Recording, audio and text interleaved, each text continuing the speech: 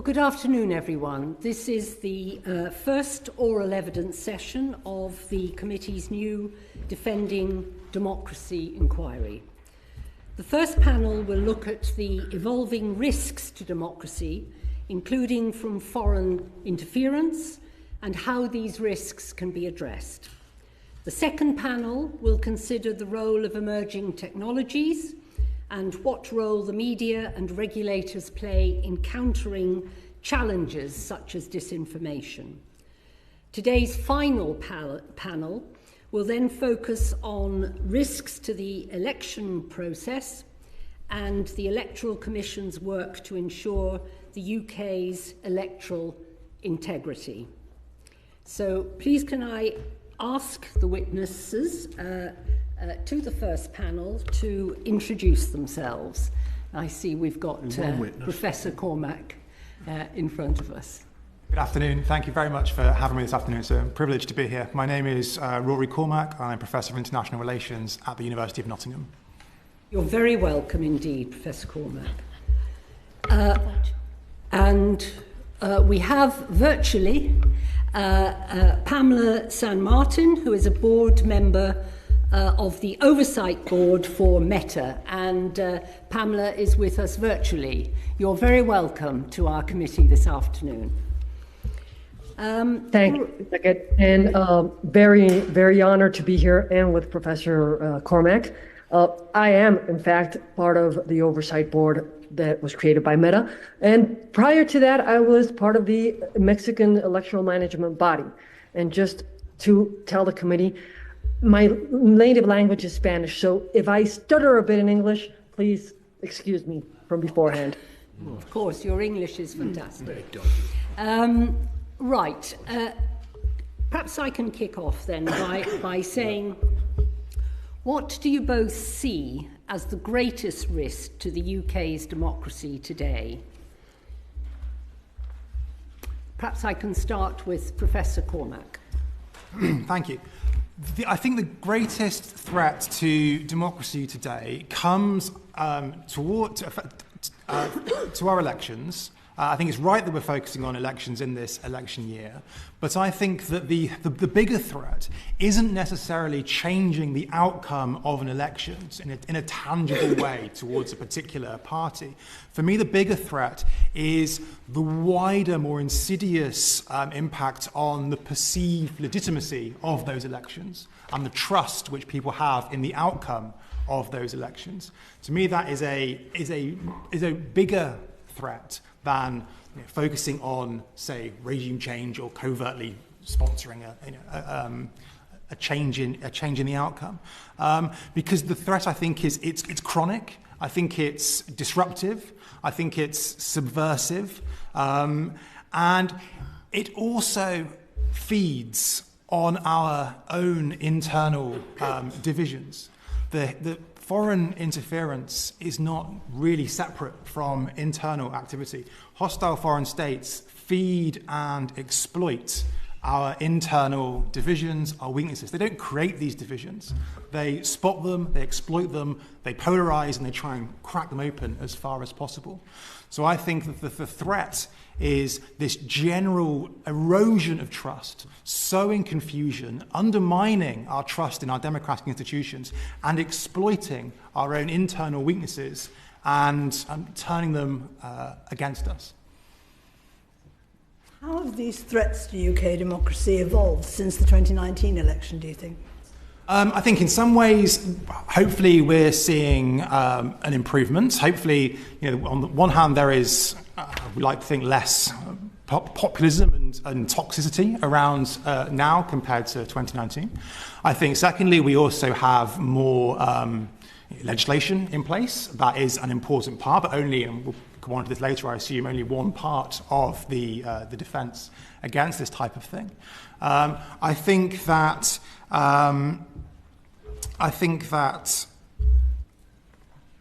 on the other hand, we see the rise of AI, which you're going to talk about later, the rise of of deep fakes on a mass scale that we didn't see in 2019. And I also think, it would be naive to assume that, the populism and post-truth politics are behind us. Hopefully we're making steps in the right direction, but we all know how general election campaigns can be. And I also think on a final note, there are potentially more actors willing to try to influence these elections than before, based on open material. I mean, we all know the major players, but we see from the United States, for example, it's actually quite a long list targeting the US. Obviously, we're not the same by any stretch of the imagination, but there could be more actors involved. And I believe Ms. San Martin wanted to come in, and then I'll come to you, Lord Robertson. Please continue. Thank you very much.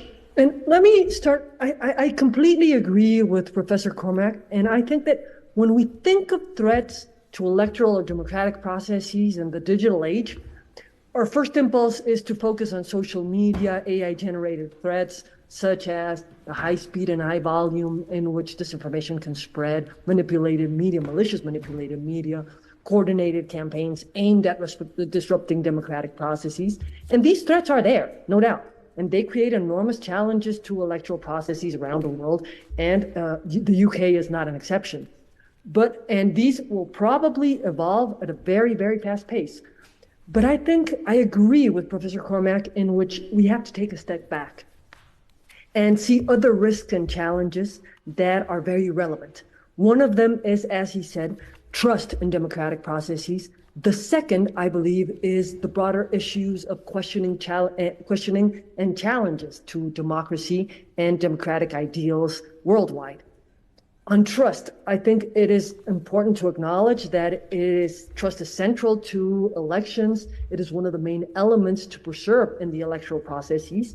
And it is something that is built over time, but that can never be taken for granted. And rather, everybody that is involved, electoral authorities, governments, political parties, candidates, even social media companies, need to actively safeguard and preserve trust at all times. And this is not only the objective elements surrounding trust, or the objective institutional design, the objective rules, the objective practices, but it also has to do with public perception of trust. That is exactly why disinformation campaigns can affect the integrity of electoral processes so much.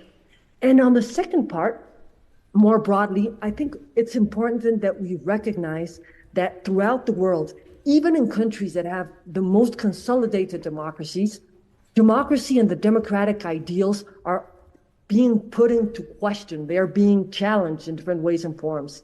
And this is a risk that cannot be overseen or understated. It has proven to threaten even the most consolidated democracies. And why is it important to acknowledge this? Because when we seek to protect and defend democracy, it's fundamental that the answers or solutions that are proposed don't undermine in themselves the problem they seek to solve. I mean, what I'm trying to say is that in democracy, ends do not justify the means.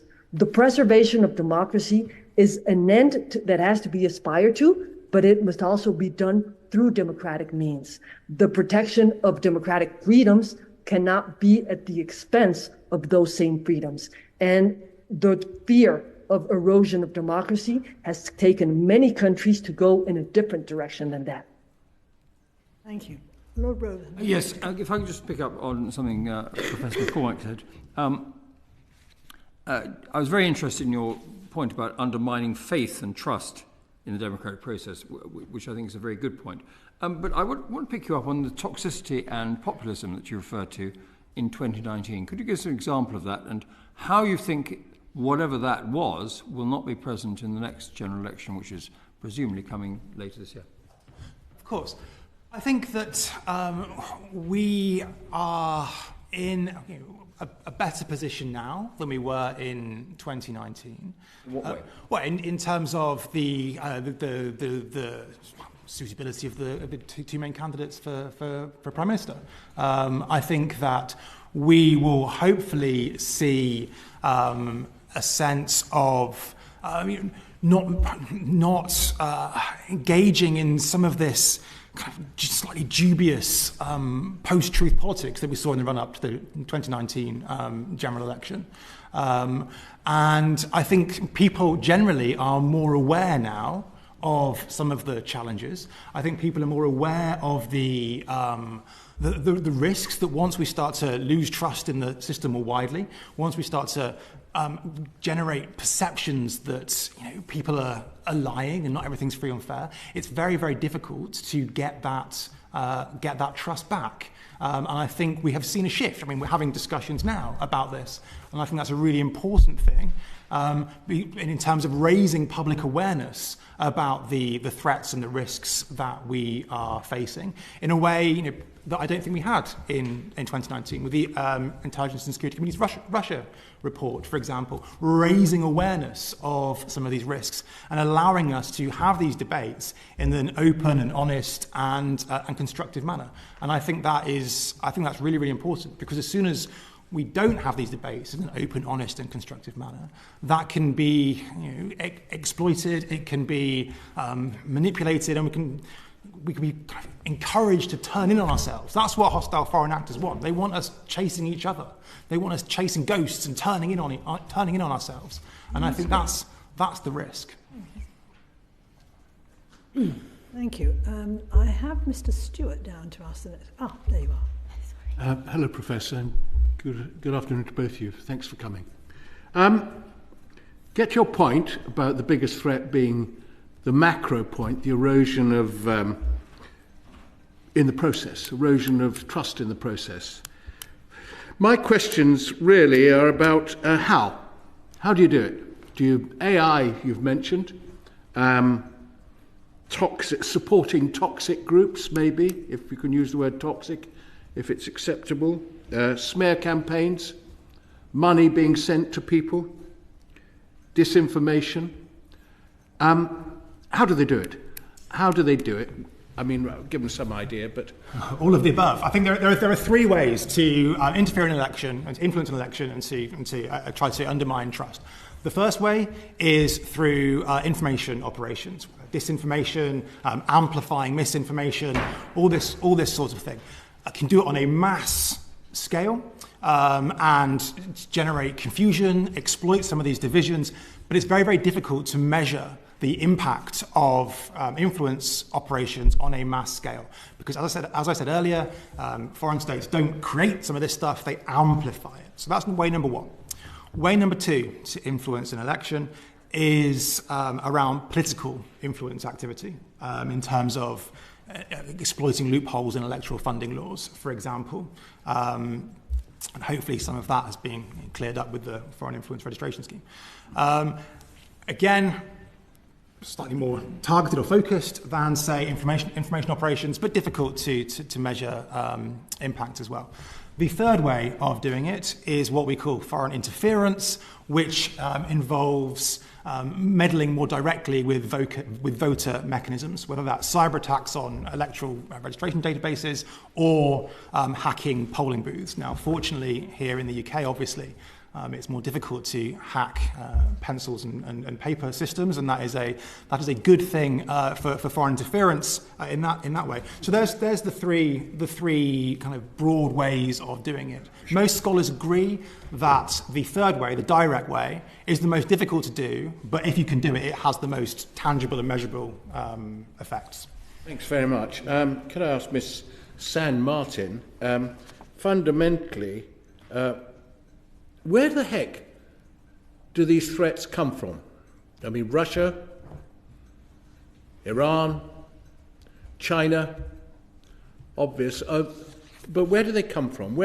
Who has such an interest in our democracy that they're prepared to put a lot of effort into it?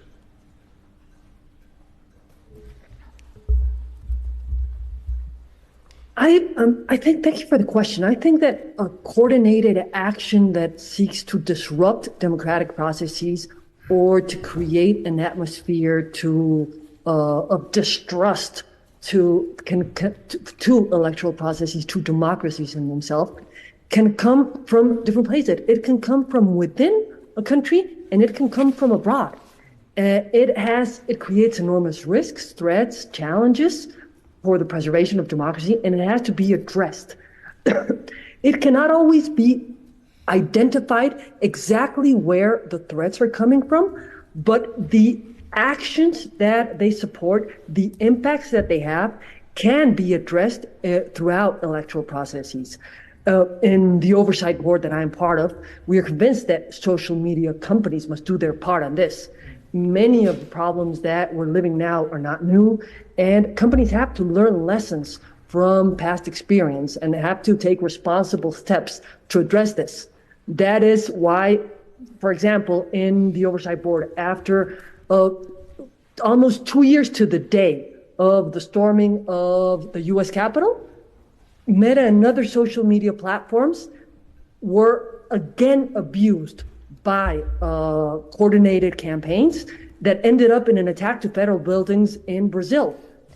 Seeing that and seeing that the lessons were not learned from past experiences, we pushed Meta to develop and publish election integrity metrics, which should show us the steps that the company has taken and whether its efforts are working or not. And in November, the company announced that how it would handle major elections. And between the efforts that it was going, or the focuses it would have, it was fighting misinformation and preventing electoral interference. We would expect that these issues be part of those election integrity metrics. And the company also has been recommended that they should carry out due diligence in reviewing its design and policy choices. For example, its newsfeed, its recommendation algorithms, other design features that can amplify this harmful disinformation and enable the platforms to be abused. But if I must say something, I'm going to build on what Professor Cormac said. It is also important that protecting democracy and election integrity is not only a one-way street. Addressing these challenges cannot be limited to identifying and countering the actions of malicious actors. We also have to acknowledge that those actors exploit pre-existing societal democratic fissures, and that they too need to be addressed through democratic means in order to not give space for those malicious actors that are seeking to intervene or interfere in electoral processes. And exactly one of the examples is closing loopholes in campaign finance regulations that allow them to intervene. But it also has to do with investment in media literacy, to strengthening fact-checking networks, to working with platforms to guarantee that they enforce their rules adequately and that they can also provide reliable information on issues that could seed mistrust. Thank you very much. I should have actually remembered internal attacks too, so you're very right to correct me on that. But I'm just going to ask Professor Cormac to answer, as this is about foreign interference, what foreign origins of interference would you be prepared to name publicly? Well, with the caveat, of course, I'm not privy to any classified or sensitive information. We've heard extensively from the Intelligence and Security Committee that Russia is likely to try to influence the election. And then one assumes, if we take the recent American intelligence assessment report on its 2024 election, it's named China, it's named Iran. Now, obviously, they will have a different relationship to us than they did with America, but clearly they are countries which should be, at the very least, on our radar. Thank you very much. Well, I'm on the ISC, so I confirm that. Thank you. Atherton, I think you wanted to come in. Yes, thank you, Chair. Professor, you'll probably know this. Last December, the National Cyber Security Centre, and this is on open source information, intercepted Star Blizzard, an organisation associated with Russia's Federal Security Service, who launched a campaign, a cyber attack on high target individuals, which is basically everyone in this room. How can we protect ourselves? I think on an individual level, I think the NCSC has done a good job of trying to build awareness and kind of robustness of our personal and business level ability to spot warning signs, phishing attacks, and all that kind of thing. There's a lot of public awareness and training, and again, it's media literacy. It's not, in this sense, it's not traditional media. It's how we engage with sources from emails or whatever sites it may be. But I think we can't just put the onus too much onto individuals because this is a collective whole of society response is needed. And I think there are lots of different things we can do. For example, on one level, I'd be very much in favour of the kind of disruptive, intelligence-led offensive cyber efforts where they are proportionate and properly overseen to try to disrupt hostile state activity when it's in terms of cyber attacks or in terms of trying to get to the root of disinformation efforts through bot farms or troll farms or whatever. I think there's a role for intelligence-led disruption alongside the individual literacy, alongside some of the legislation that we've seen over the last year or so. And it's that combination of factors. We're not going to get out of this by devolving all responsibility to individuals. We're not going to legislate our way out of this. So it takes, and we're not going to cyber our way out of this. So it takes a collective response for all these different pillars working together. And it's going to be a long-term thing. We're in for a long game here, I think. Thanks, Professor. Lord Butler, please. Professor Cormac, you've said more research is needed. What are the main gaps that you see in our knowledge, and how can they be filled? I think a big gap is around how we judge the impact and success of disinformation and online influence operations. Because quite often the research talks about how many clicks or likes or whatever did a particular tweet generate. Now that is measuring outputs rather than outcomes. It doesn't measure what behavioural change that those likes or tweets led to, and it's forever thus. I mean, back during the Cold War, they measured the impact based on how many newspaper articles they managed to get a particular piece of an article into, but that didn't tell anybody what changed as a consequence. So I think ways of measuring outcomes rather than outputs are very important. Secondly, I think we have an over-reliance on metrics to kind of, again, count the outputs. And I think more research is needed on the more psychological or narrative-based approach to how and why this works, rather than what seems like an easier option of metrics. And then thirdly, I think we need more research on how we reach intended audiences when we are countering this type of activity. It seems to me that we focus a lot on fact-checking and exposing, which is a good thing, and we should be fact-checking and exposing. But it is not a silver bullet, because so many of those target audiences who are most receptive to some of this material will see the fact-checking and will ignore it. They'll see it either as sponsor or with the authorship of a government, and they'll think, I don't trust that government. Or they'll see it with the authorship of Meta or Facebook and think, oh, they're all in line with the deep state trying to promote a particular agenda. So I think we need to think very carefully about how, when, and why we expose and fact-check, rather than seeing it as the end goal in itself. And secondly, we need more research on more creative ways of reaching certain target audiences to be as credible as possible and to encourage that behaviour change that I outlined earlier. Thank you. Professor San Martin, have you got anything to add? I completely agree. And what has proven to be more useful is when, in different elections in other countries, has been when the authorities are able to communicate more directly with people. If they are able to find a way to counter disinformation through more adequate means. Usually when you have a disinformation message, it's quick, it's catchy, and anybody can read it. And when you have a fact-checking or a counter message, it is something that is very robust, that is very carefully crafted, and that is very precise. But it does not have the same impact as the disinformation message itself has. And that is something that also needs to be seen and looked into when thinking of these measures. But also the impact that media literacy can have on fighting disinformation, because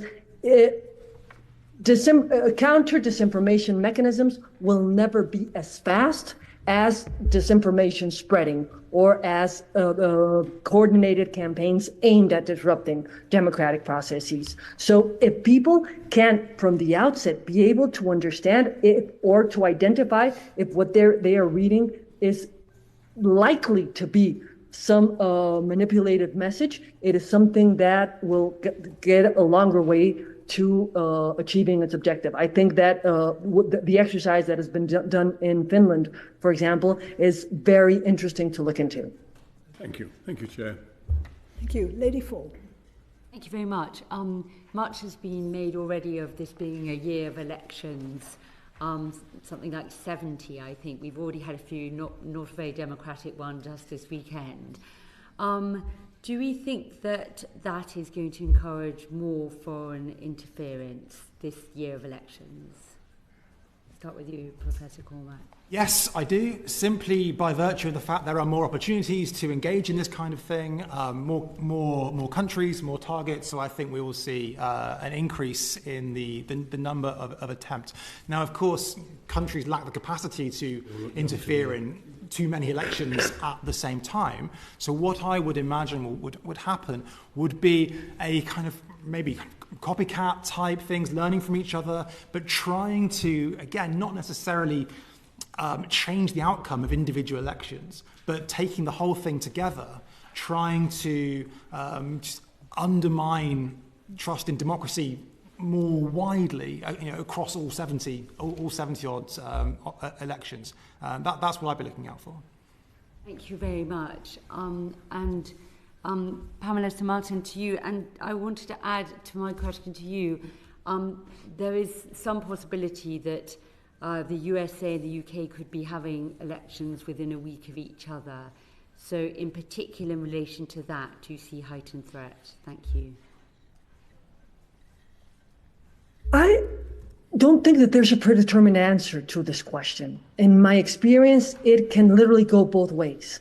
The sheer number of electoral processes, or having two very important electoral processes occurring at the same time, can have two different effects. It can either hinder the actions of those who seek to undermine democratic processes, or it can become an umbrella that impedes more detailed monitoring of the different electoral processes by social media platforms, by the international community, to raise awareness with regards to what is happening in different democratic processes.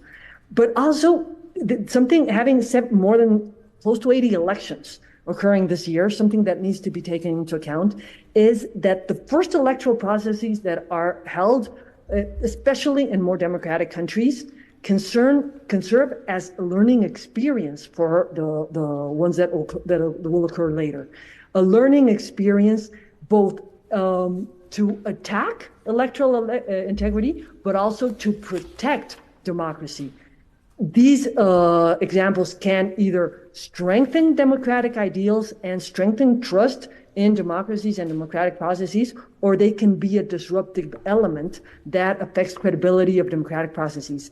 All these elections occurring at the same time have unknown outcomes to this moment, but I think that we should plan to the fact that they could be disruptive outcomes. And can I add a question which is around, in this particular election, we have the background of war in the Middle East, war in Ukraine, where the difference of who wins could massively impact or potentially impact how those go afterwards. For example, it's alleged that President Trump could consider taking funding away from Ukraine. Do you think that adds to the likelihood that we could see quite a lot of foreign interference, especially maybe from Russia in the election? Professor Cormac, any views on that?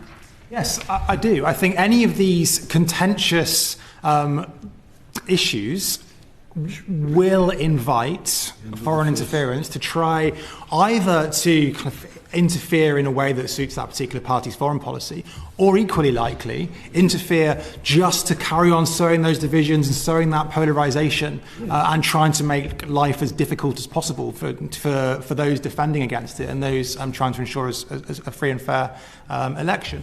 I think that with those examples, we'll see an interplay between the foreign influence operations and more internal domestic actors, where it's very difficult to draw a fine line. I mean, there are people domestically, wittingly or unwittingly, amplifying foreign policy lines being fed by certain states who might not have that country's best interests at heart. So again, I think it's quite important to try to break down some of that foreign and domestic division and look at how the two work together, particularly when countering disinformation. If a country has a mandate to counter foreign disinformation, but doesn't have a mandate to counter domestic disinformation because of free speech issues, then how we grapple with the interplay between the two, I think is really important. And the Middle East is highlighting that right now. Lady Crawley, I think you wanted to come in briefly. Yes, very, very briefly. We've just had an election in Portugal, and I wondered if either of you had monitored that in any way, had looked at it as far as foreign interference is concerned or disinformation. I personally haven't, no. Looks as if neither of you have. Okay. No, sorry. Thank you very much. Lord Snape. Your assessment, Professor Cormac, of the National Security Act 2023, does it actually address the evolving state threats to UK democracy? Perhaps I could add a supplementary at the same time. There's been some criticism of the Act that it's too narrow, that concentrating purely on national security means that other aspects of Britain's democracy could be at threat. I think that's fair. I think what it does, I think it's a good thing. What it does is give extra tools to counter or disrupt the sharp end of foreign interference when we're making it hopefully easier to catch, I don't know, false declarations of money, for example, or people operating directly on behalf of a foreign state. So the sharp direct end, I think it gives us more tools. What it doesn't do is look at that greyer, more insidious area where arguably a bigger threat comes from, where the agent isn't operating, isn't directed by a foreign power. What about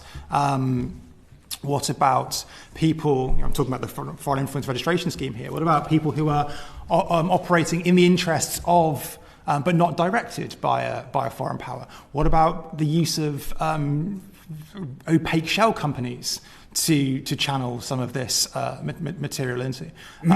So I think in that sense it's narrow. For me, but that's not to say what it is doing is not a good thing, but there are, I think, lots of loopholes that can be exploited and misses this grey area, because what hostile foreign states have traditionally done is exploit that grey area between legitimate and illegitimate to exploit the various loopholes, and I fear that this could happen here as well, because the Act, for me, takes an assumption that democratic resilience is generally healthy in the UK, and what the security side of things is doing is making life difficult at the sharp end.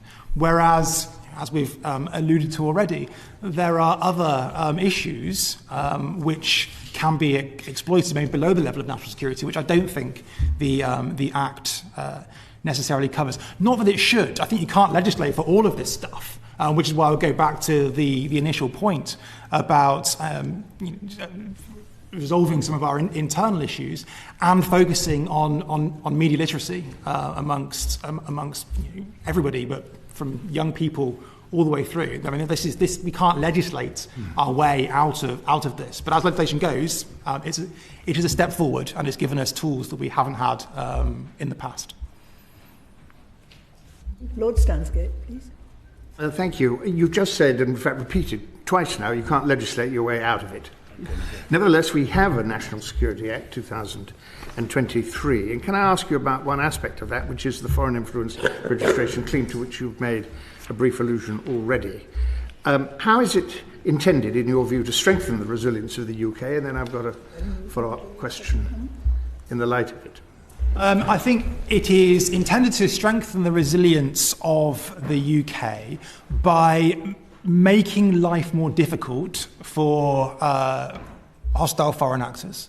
I think it will disrupt. I think it will. It gives us a neat piece of legislation to prosecute where appropriate, and it does so without having to air what might be classified material and open that whole can of worms around how we deal with covert influence cases. So I think it will disrupt. It will make life more difficult for those wishing to do us harm. Okay. Now you mentioned covert influence. What about covert money? How far do you think the Act of 2023 addresses the challenge of the possibility of foreign money being used to influence elections? Again, I think it deals with the really sharp end.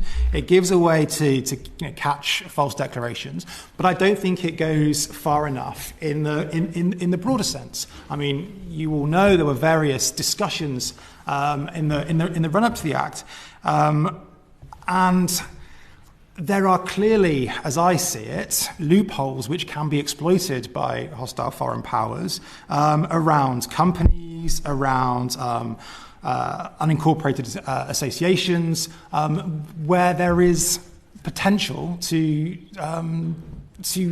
bypass the Act. And I think it comes back to a point I mentioned earlier, which is the Act seems to be based on the assumption that we don't have all of these loopholes and grey areas. And so what we needed was a Security Act which would catch at the sharp end, but that still has all of this wider political grey area which can be exploited. And I think it could have gone further. And one brief follow-up, which is that the Act doesn't make any distinction between foreign and friendly countries. How much of a potential problem is that? I can see where the Act was coming from on this, because there's always a risk in having lists of friendly countries and unfriendly countries. I can see why that would become quite problematic quite quickly. So I think on balance it was a sensible approach, but there is a risk of increasing burden and red tape on everybody else in order to satisfy the requirements of an Act which genuinely hostile actors may find loopholes for anyway. And then, as is often kind of unintended consequences of legislation, it increases the burden on everyone else trying to deal with it. And I can see how they've tried to get around that with the two-tier approach. But yeah, I think that is increased administrative burden, I think, is a risk, and I'll be watching very closely to see how that plays out on the ground. Thank you. Yep. Mr. Byrne. Thank you. Just to round out the point, Professor Cormac, on financing. At the moment, it's perfectly possible for a significant amount of money that has been earned in a foreign country to come into the bank account of a UK citizen and for it then to go straight into the coffers of a political party. Surely that is one of the biggest loopholes that we should be trying to fix. I agree. Yes. It is. There are numerous loopholes that can be exploited. That is a very good example, and I think we should be doing more. Now, the question for me is whether that becomes a national security issue, or whether it becomes a domestic politics, standards in public life, whatever it may be. And I think that really gets to the point of how we need a a whole of government, whole of society approach to dealing with this. And I think it's a risk when we siphon some of this stuff off into different sectors that it can risk being overlooked. Thank you. So it may have made more sense for us to legislate so that only money that has been earned in the UK can go into a British political party, for example. Yeah, I think that's thank you. reasonable. Pamela, if I can turn to you. You've said a couple of times that the role of social media companies is, in your words, to safeguard trust. And you said earlier that social media companies need to do their part in supporting the democratic process. Can you just lay out a little bit more simply for us what you see as social media companies' responsibilities when it comes to safeguarding democratic integrity in elections? Of course. Sorry, I thought I was off. Social media companies have the responsibility of enforcing their own policies, their own values in a fair and a transparent way in which users are treated equally. And the positive sides of social media platforms, that is enabling people to access information, enabling people to participate in electoral processes, are safeguarded, but at the same time, the risks of the platforms being misused to undermine democratic processes, to exclude certain voices, to enable certain criminal actors to participate in electoral processes are safeguarded. In for example, regarding Meta, they have tons of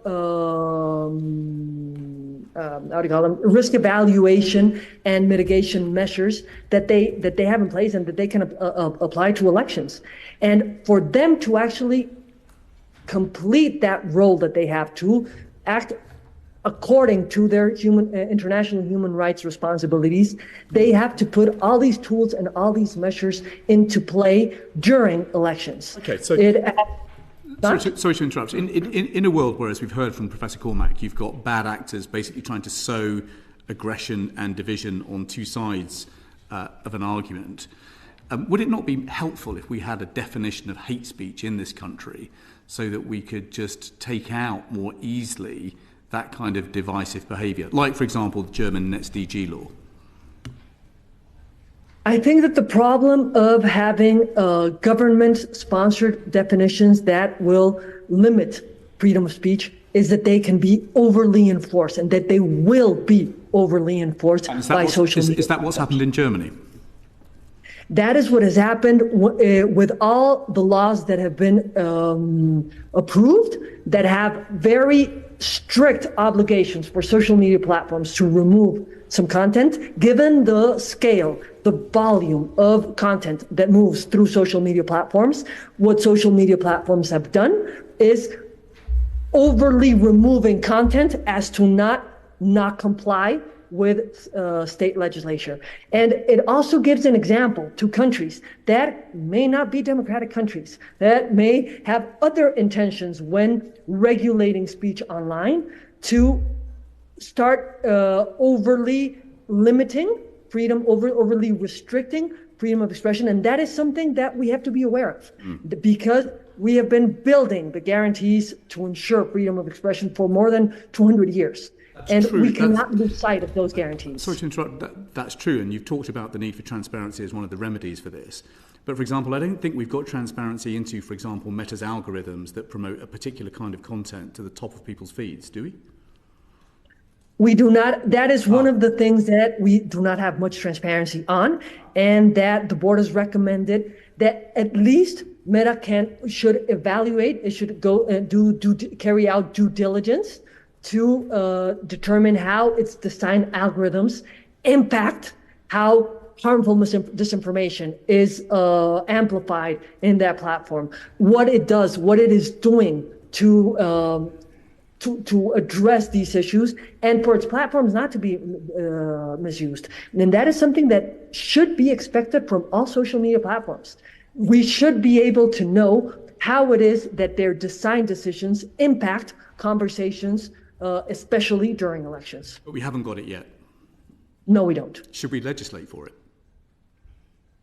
I think that legislation around transparency is something that can be very positive.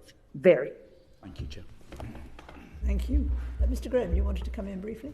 Thank you very much, Chair. Just to come in really on the same issue, Pamela San Martin. So, I mean, any of us with social media accounts can spot the large numbers of obvious bots who are there, who are commenting. But in August last year, The Guardian reported Meta had closed 9,000 Facebook and Instagram accounts linked to Chinese spamouflage, i.e. foreign influence campaign. Do you think that there is not enough analysis that goes on already about the number of fake accounts? And building on what Liam Byrne was suggesting, do you think we can actually make it harder for accounts to be opened so that actually those that are opened have gone through some form of certification beforehand? Thank you. Thank you. I think that there's one thing that we cannot lose sight of. It is not only malicious actors who use social media. People get informed through social media. People communicate through social media. People access information that is very relevant to democratic processes through social media. People organize legitimately, politically through social media. If you start putting these sorts of measures into play, it will not be the malicious actors who will be impacted. They will find loopholes to go around that, but you will impact legitimate speech that needs to be preserved online. For example, anonymity in social media platforms is one of the core elements in the infrastructure of social media that enables it to be a platform where people can actually communicate. Safeguards do have to be put in place to avoid the misuse of platforms. Trends, coordinated campaigns have to be part of those measures, of those safeguards that are put into place. And that is something that we in the board expect to be part of, for example, Meta's election integrity efforts. But I don't think it's through putting more, bigger blocks into opening social media accounts. So I understand the argument about the balance, the need for democratic intercourse and so on, but nonetheless, a small cyber company in my constituency was employed by Meta and Google during the recent Indian elections and were taking down literally, they told me, millions of Facebook posts every day. Do you think we've got the balance right? I believe that we have to insist on policies being enforced adequately, to be enforced according to the policies that are being put into place, and that they're enforced equitably. The users are treated fairly in the enforcement of the policy, the social media platforms policies. Are we there right now? No. Will we ever have the exact precise balance? No. Given the sheer number and volume, there will always be mistakes. But what we have to push social media platforms to is that those mistakes are less common, that they don't impact elections and that they don't impact political speech that is so relevant to democracy throughout the world. If I may, Madam Chairman, can I ask Professor Rory Cormac, I mean, what are your thoughts on this issue? I mean, if millions of Facebook posts have to be taken down during an election in India, are we going to be facing the same thing in America and possibly here? And isn't there something wrong with a system where that volume of fake news has to be monitored and probably inevitably quite a lot gets through? Yes, I think... to be succinct because we should be moving on to another panel. But carry on. Sorry. I think that the social media companies could and should be doing a lot more to be taking this stuff down quickly, to be sharing their material with non-state actors, with academia, with governments. But I do worry that an overly legislative approach to this would, again, just create the loopholes which the genuinely hostile states would exploit, and everyone else would be encumbered by. And then just very, very finally, I think when it comes to the disinformation, governments shouldn't be arbiters of what is true and what isn't, because it's very rarely a big line, a clear line. So I think that it's good to have things like Meta's Oversight Board taking an independent approach to this, because as soon as governments get involved, it becomes politicized, and people instantly start to accuse governments of being partisan, towing a particular line, which can end up doing more harm than good. Thank you very much indeed. Thank you, both of you, very much for coming and giving evidence to the committee. We appreciate it. We have another panel waiting, so if you would be kind enough, we'll try and do this as smoothly and speedily as possible.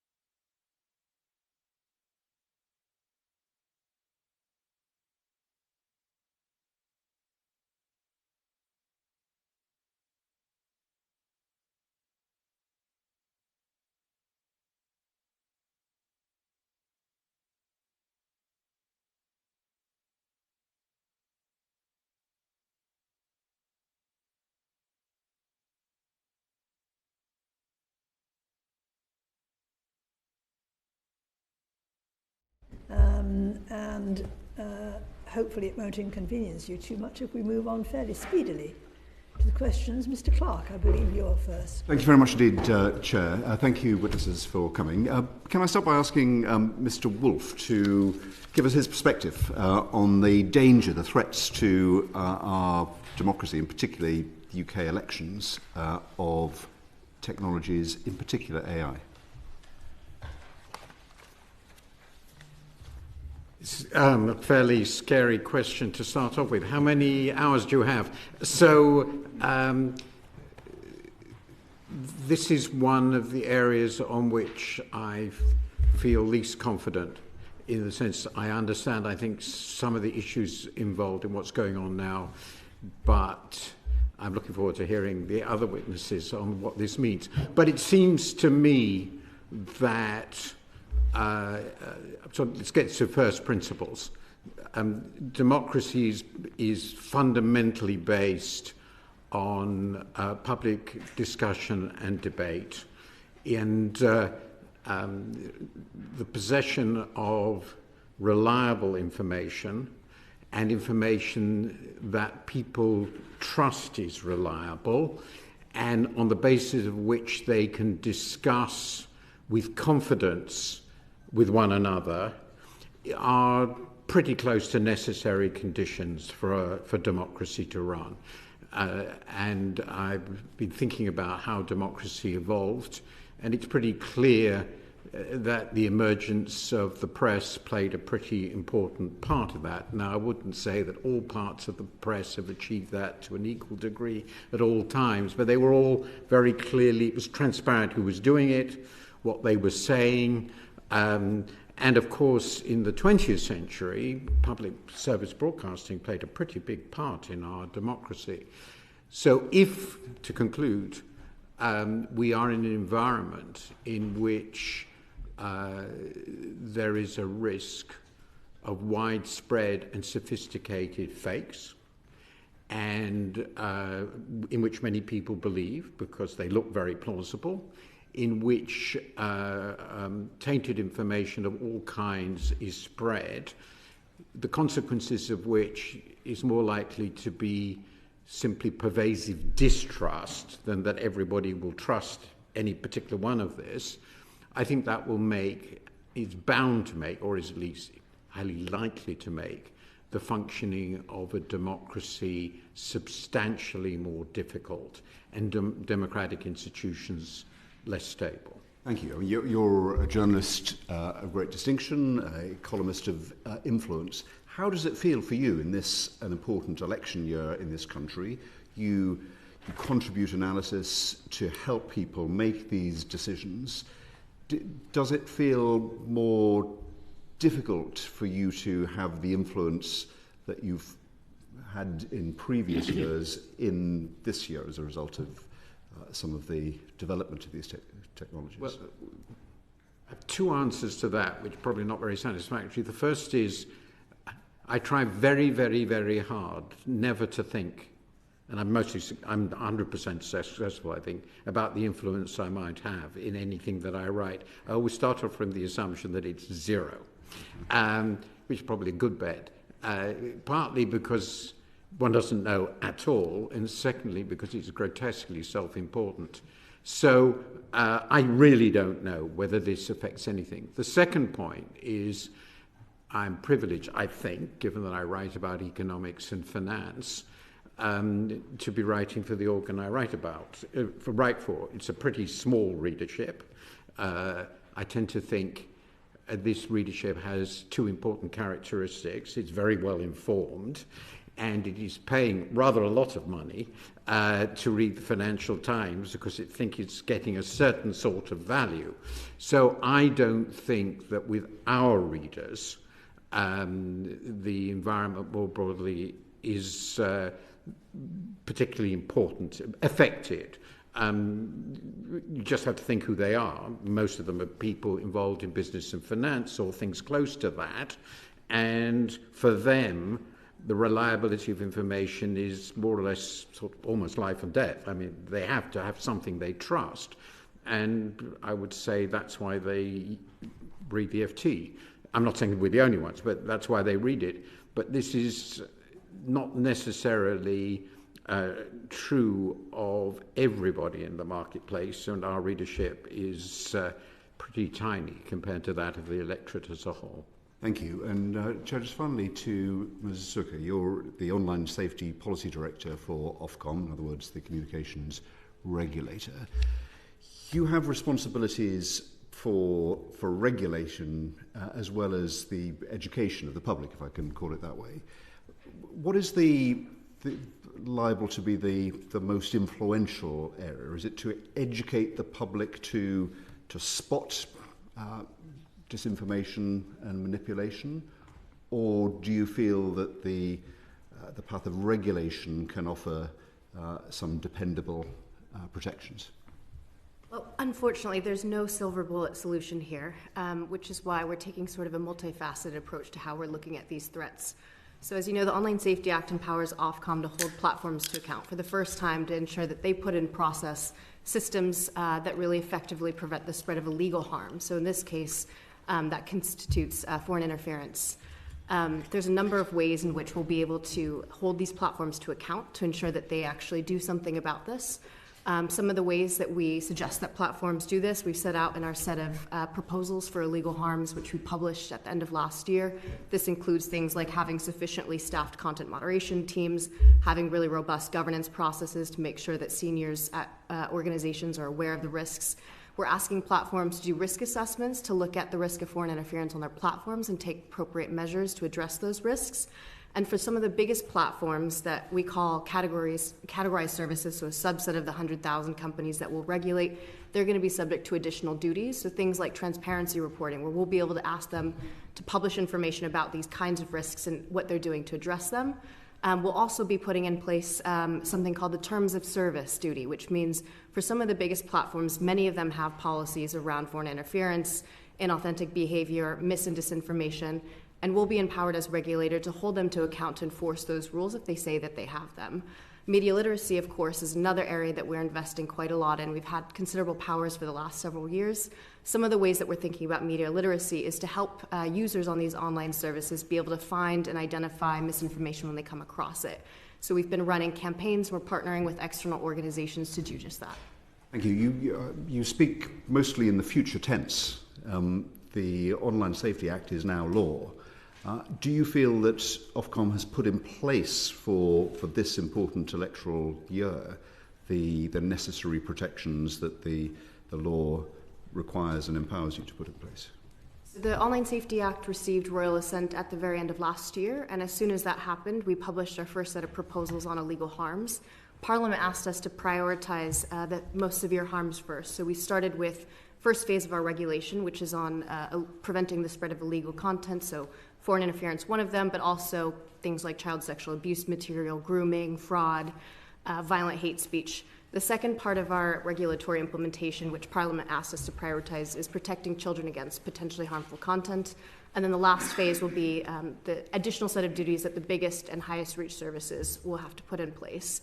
So we're taking a phased approach. The way that Ofcom approaches regulation is through an evidence-based process. So we take our time to ensure that we have a certain threshold of evidence that we then can turn into impact assessments and then propose measures that platforms take. So where we are in the process now, we've published our first set of proposals at the end of last year. We've just closed our consultation about a month ago. We're reviewing that information and we'll update our codes of practice and our guidance documents likely by the end of this year. By the end of the year? Too late for the election? Potentially. We don't know when the election is, but we're in the process now of assessing the data that we got from this consultation period. We do have to do a consultation, and that's the first step of this regulatory process. As the Prime Minister has helpfly indicated that the election will be in the second half of this year, can you act on that and bring forward your steps so that they're in place in time for the election? Well, we are moving as quickly as possible. As soon as the bill received royal assent, we published our first set of proposals right out the gate. It is a process that requires us to look at evidence. We think that proportionality is really important. And because we are requiring services to do things that is quite novel, really, we have to make sure that we're following a set of processes to make sure that we're holding them to the highest standards and that we have an evidence to go back to. Thank you, Well, continuing on the theme of UK politics, we've already seen some notorious deepfake videos and radio videos involving, for example, President Macron, Joe Biden, Imran Khan, Sadiq Khan back here in Britain, even Keir Starmer.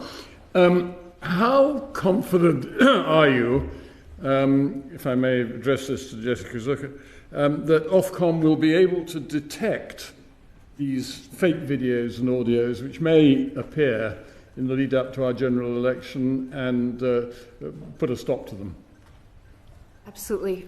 One of the good things about the Online Safety Act is that it's tech neutral, which means that it can withstand the test of time. So if somebody creates a deepfake video, for example, using the new kinds of generative AI content and posts it on one of the services that we regulate, which is either search service or user-to-user service, that content is regulated by the Online Safety Act. And as I mentioned before, that empowers Ofcom to then hold the platforms to account when it comes to either the spread of illegal content. So I mentioned a couple. You mentioned certain types of deepfake videos. So some of the kinds of risks that we've seen that we're anticipating are things like deepfakes with non-consensual sharing of sexual imagery, pornographic material, or material that harasses. These are the type of things that will be covered by the Online Safety Act. But I should also say that there are other less sophisticated forms of disinformation that we've seen in the last few years that remain a persistent threat. So these are so-called cheap fakes or less sophisticated types of disinformation where there's sort of light editing. So it might be splicing or cropping a video or changing an image in a way that might mislead. And these are things that we're also seeing. They present challenges for the platforms. But is it a challenge you're going to be able to meet before the date of the general election? As I mentioned before, our powers we anticipate coming into full force at the end of this year once we've finalized our legal harms consultation. That said, we do have our powers on media literacy, which we're actively using. One of the ways that we're planning to do so is running a campaign that targets new voters, so aged 18 to 24, to help them spot disinformation and identify them different types of critical thinking skills that might be needed in order to spot that. Yeah, it's not your fault. It seems to me that we're a bit late on the game in this respect. Thank you, Chair. Thank you. I believe, Dr. Aitkin, that you're going to show the committee a relevant image. Yeah, so I have an image here. It's an AI-generated image. This is an image of the aftermath of an earthquake and tsunami. It's the Cascadia earthquake in Oregon in 2001, which you would probably wouldn't have heard of, except you may have heard of it last year, because these photos were created in 2023 using Midjourney, and they were shared on our Reddit group, sharing AI-generated content. What it shows is a fairly convincing image of the aftermath of a natural disaster. And many AI-generated images like these are being shared online of politically relevant or sensitive events, as well as natural disasters such as this. But when you first look at it, it's fairly convincing, but there are some telltale signs when you look more closely, and we have the advantage of seeing it quite large here. Firstly, if you look at the text on the sign that's on the bottom left of the screen, from a distance it looks like it's probably got words, it's text, but if you look close up you see that the letters are not identifiable distinguishable letters. It's kind of garbled text. This is a common sign within AI-generated images. Even the most sophisticated AI image generators struggle with producing legible, coherent text. So that's one sign to look for. Another sign within this image is, so there's some details, for example, the traffic lights. Again, if we were to expand on the traffic lights, you'd see that they are a bit fuzzy around the edges. They're not fully formed. And these are things you probably wouldn't notice if it was a small image that you're looking at on your phone or been shared on social media, but when we can look at it large, we can see those details. Again, looking at the police tape that runs along the side, if you look at the far left of the image, you can see it it fades away. And it looks perfectly tight, as though it must be secured very tightly, but actually we can see that it fades off into the distance. These are some of the sorts of details of signs to look for. There are other things that you might look for in a potentially AI-generated image, such as looking at shadows, if the shadows fall in the right place. Looking at the background of an image, so often the foreground might be quite detailed, might be quite crisp and clear, whereas the background may be a bit more impressionistic or less detailed. Taking it further, you can look at things like if it's an image reporting an event on a particular day in a particular place, you can check the weather conditions, see if they are as they should be. If there were people in the image, there are things like looking at, a fairly well-known one now is counting the number of fingers. AI image generators have a long history of struggling with fingers. Also, number of teeth in a mouth. And then details like the texture of the hair or the texture of the skin can be giveaway signs. But it's important to note that these technologies are getting more sophisticated all the time. They're becoming more and more convincing all the time. And so that while there are still things that we can look for and signs that we can look for, it's becoming harder. It's becoming much more difficult to reliably or accurately, consistently identify AI-generated outputs. And I'd also say that these are images that we have we see this on a large screen, but for the most part these are images that are shared, probably low resolution, shared on social media. People are mostly scrolling past images on a small screen on a phone. And I think that it's important to emphasise that the responsibility here shouldn't be on individual users or individual members of the public to be scrutinising all images or all online content, but instead we need to think much more carefully about the responsibilities of platforms on which these images or potentially AI-generated content is shared, and how we can ensure transparency around the ways that AI-generated content might be being created and shared. So yeah, these are some kind of tips or things to look for in AI-generated images, but I do think it's important to emphasise that this shouldn't all be about putting the responsibility or the expectation on members of the public to scrutinise all content. Chair, if I may just ask finally one supplementary. So again to Ofcom, will you have an expert panel who are watching this sort of thing, or will you be relying on the platforms to do it? So the Online Safety Act is not a content takedown regime, so it doesn't mean that people at Ofcom will be looking at individual pieces of content or looking at individual complaints. Instead, what the Online Safety Act is designed to do is to look at online harms at scale by looking at the systems and the processes that platforms have to deal with these kinds of issues. We will be putting together an advisory committee on disinformation, likely towards the end of the year as well. And that committee will consist of experts on disinformation as well as UK-specific disinformation issues.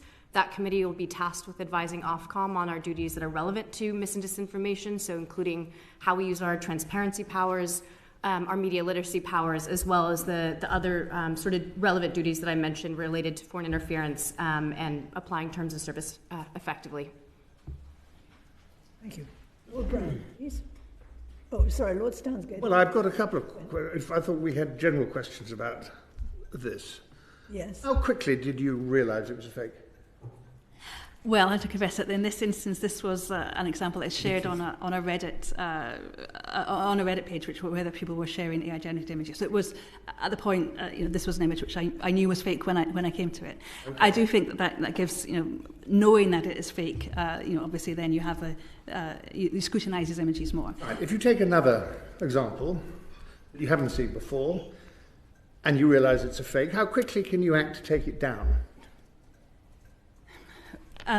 Well, I mean, this is, again, it's a matter of ensuring the transparency. This is not necessarily about taking images down, but having the transparency to clarify that these are AI-generated images. It's different if they are AI-generated images that are being spread for malicious purposes, or to cause harm, or to humiliate or incriminate. Then that is clearly there's a case for taking those images down. Supposing you had, in the middle of an election, suddenly an image like this appears in Britain of damage or bombing. Some group does claim or doesn't claim responsibility for it. It could cause a great deal of interest and alarm, and you realise that it's fake. How quickly can you take action to tell everybody it's fake? Yeah, I mean, I think this is a real challenge, and at the moment, these images could be flagged, could be reported. When they are politically sensitive, they may be taken down more swiftly. But that is, at the moment, that this is not. You don't know how quickly you could do it. You mentioned an advisory group that won't be set up towards the end of the year, and as my colleague over here has said, that is going to be too late for the late of an election. We might go through an election period where something like this happens every day, for all we know. Okay, anyway, that's... May I just clarify one of the answers that Ms. Zucker's just given on that? You mentioned the creation of a disinformation and misinformation advisory committee. That is in fact required under Section 152 of the Act.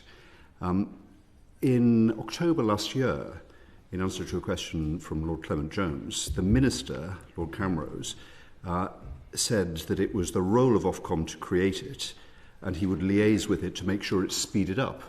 The committee hasn't been created yet. The group hasn't been created yet, I take it, from your answer. No, and that's because Parliament asked us to prioritise the most severe harms first. So they've asked us specifically to prioritise illegal harms, which we've done so, and following that, protecting children against potentially harmful content. When Lord Camrose, said that he undertook to liaise with Ofcom to ensure that it's speeded up, to make sure that it's speeded up, are you aware of the conversation that the Minister had with your organisation? It's possible that that's happened. I don't recall directly, but I can tell you that we are prioritising this alongside the rest of our statutory duties. Unlike the duties that we have around illegal harms and protection of children, we have statutory deadlines that we need to make. We do plan on setting this up as quickly as possible. It does take time to find the right people to ensure we run a sort of open and fair process, and we are doing that. But like I said, we're not ignoring the fact that this is an issue. We have media literacy powers in place, and we're thinking about a number of ways that we can start bringing information out into the public through commissioning research, publishing discussion papers, running media literacy campaigns that highlight the risk of disinformation. Nearly 6 months ago, the Minister told Parliament that he would make sure that it is speeded up. Has it been? Well, I should also note that the Online Safety Act does not specifically identify mis or disinformation as a harm that platforms need to take into account when they're putting these protections in place. So the primary way that the disinformation risks are addressed through the Online Safety Act is through the terms of service duty that I mentioned before, through the transparency reporting, as well as a number of the other provisions around foreign interference. And that's really where we're focusing our efforts. Notwithstanding what the Minister says? Excuse me? Despite what the Minister says? I don't think those things are mutually exclusive. Lord Brown, please. The questions I was intending to ask, I think I've already been engaged with, but I'm not entirely sure that they've been answered. But I suspect that our witnesses don't think there, are easy answers to any of them. I mean, this new technology and these fakes, are moving at a pace that's very difficult to keep up with. And I think you, Dr. Aitkin, yourself, I think it was you that said it, they're getting better all the time. Essentially, how confident can we be, or how confident is Ofcom, for example, that broadcasters will be able to detect and stop the publication of these if they improve much more than that one was? There wasn't that much mistake in it, really, to be honest. It seems to me we're going to get to the point that we're going to be asking even these platforms to have this responsibility primarily, and I understand that this will just be too good. It will fake them too. It can't be that far away. Which question, or which Well, I guess start with you, Jessica, if I may call you that. We constantly are catching up with this technology. We can't help that, but it's pretty obvious that's what we're going to be doing very shortly. You're right, the technology is evolving rapidly, and the risks around it and the way that people use these technologies and online services is really evolving rapidly. As I mentioned before, fortunately, the Online Safety Act is technology neutral, which means that it's about the harms that are created rather than the types of technology that are used to address those. There is a lot of research underway that we are doing as Ofcom, but is out there by organizations like the Alan Turing Institute, which puts tools out there for the public, for users, as well as for platforms to use to better detect it. At Ofcom, the kind of research that we are doing to understand the risk and detection of deepfakes include things like inscription. So this is using watermarks or a way of sort of labeling AI-generated content so that it can be later identified as such. We're looking into ways to prevent the malicious use of deepfake technology, such as looking at the kinds of data sets that are used for training generative AI models, as well as kind of novel detection methods that can indicate when something has been AI generated. These are things that Ofcom is looking into and researching, and as we have more information and working with organizations like the Alan Turing Institute, we'll be able to iterate on our codes of practices that set out the proposals that platforms need to put in place to address these kinds of risks. If I just may, pursue this a bit. It seems that we as a country have decided, or at least we're on the route to, an AI regulation policy which regulates at the point of use, not at the point of development. But if you take deep fakes, for example, 80% of deep fakes are created for misogynistic or revenge porn purposes. 80% of them or more. Does this reality of this technology, should it not cause us to rethink the point at which we regulate it? Some of these technologies should be regulated or banned at the point of development as opposed to the point of use, because they have no positive use. They're designed to fake people. The answer is in what they call them. They're fakes. Every other fake I know about is illegal. It's going to be almost impossible to regulate this if we only regulate it at the point of use. I think it's a really interesting point, and certainly we look at the regulatory applications across the AI lifecycle, and there are decisions that are made at all stages, from the kind of early design of AI models through to the development of those models, and into how those are deployed and used in context. And there are important decisions that are made at all of those stages, so we need to think very carefully about what are the expectations around ethical and responsible practice through all of those stages. In the case of generative AI, these are largely developed as general purpose AI models, so models that are designed to be used not for a particular purpose or for a particular function, but be able to be further developed or deployed in different contexts and for a variety of purposes. And that does raise particular challenges to the extent to which the potential harms or the risks are fully anticipated in design and development of models, which might be deployed for uses or in contexts that were not fully anticipated in those earlier stages. It certainly does present particular risks, and I think that we should be exploring how we ensure that there are responsible and ethical approaches throughout that whole life cycle, and not just at the point where those technologies are deployed and are being used. Currently at the moment in the UK, the regulatory approach to AI is looking at how the uses of AI fit within the remits of existing regulators in the wide variety of contexts and purposes for which they're being used. And that reflects the fact that AI is being used across a wide range of sectors, across all industries.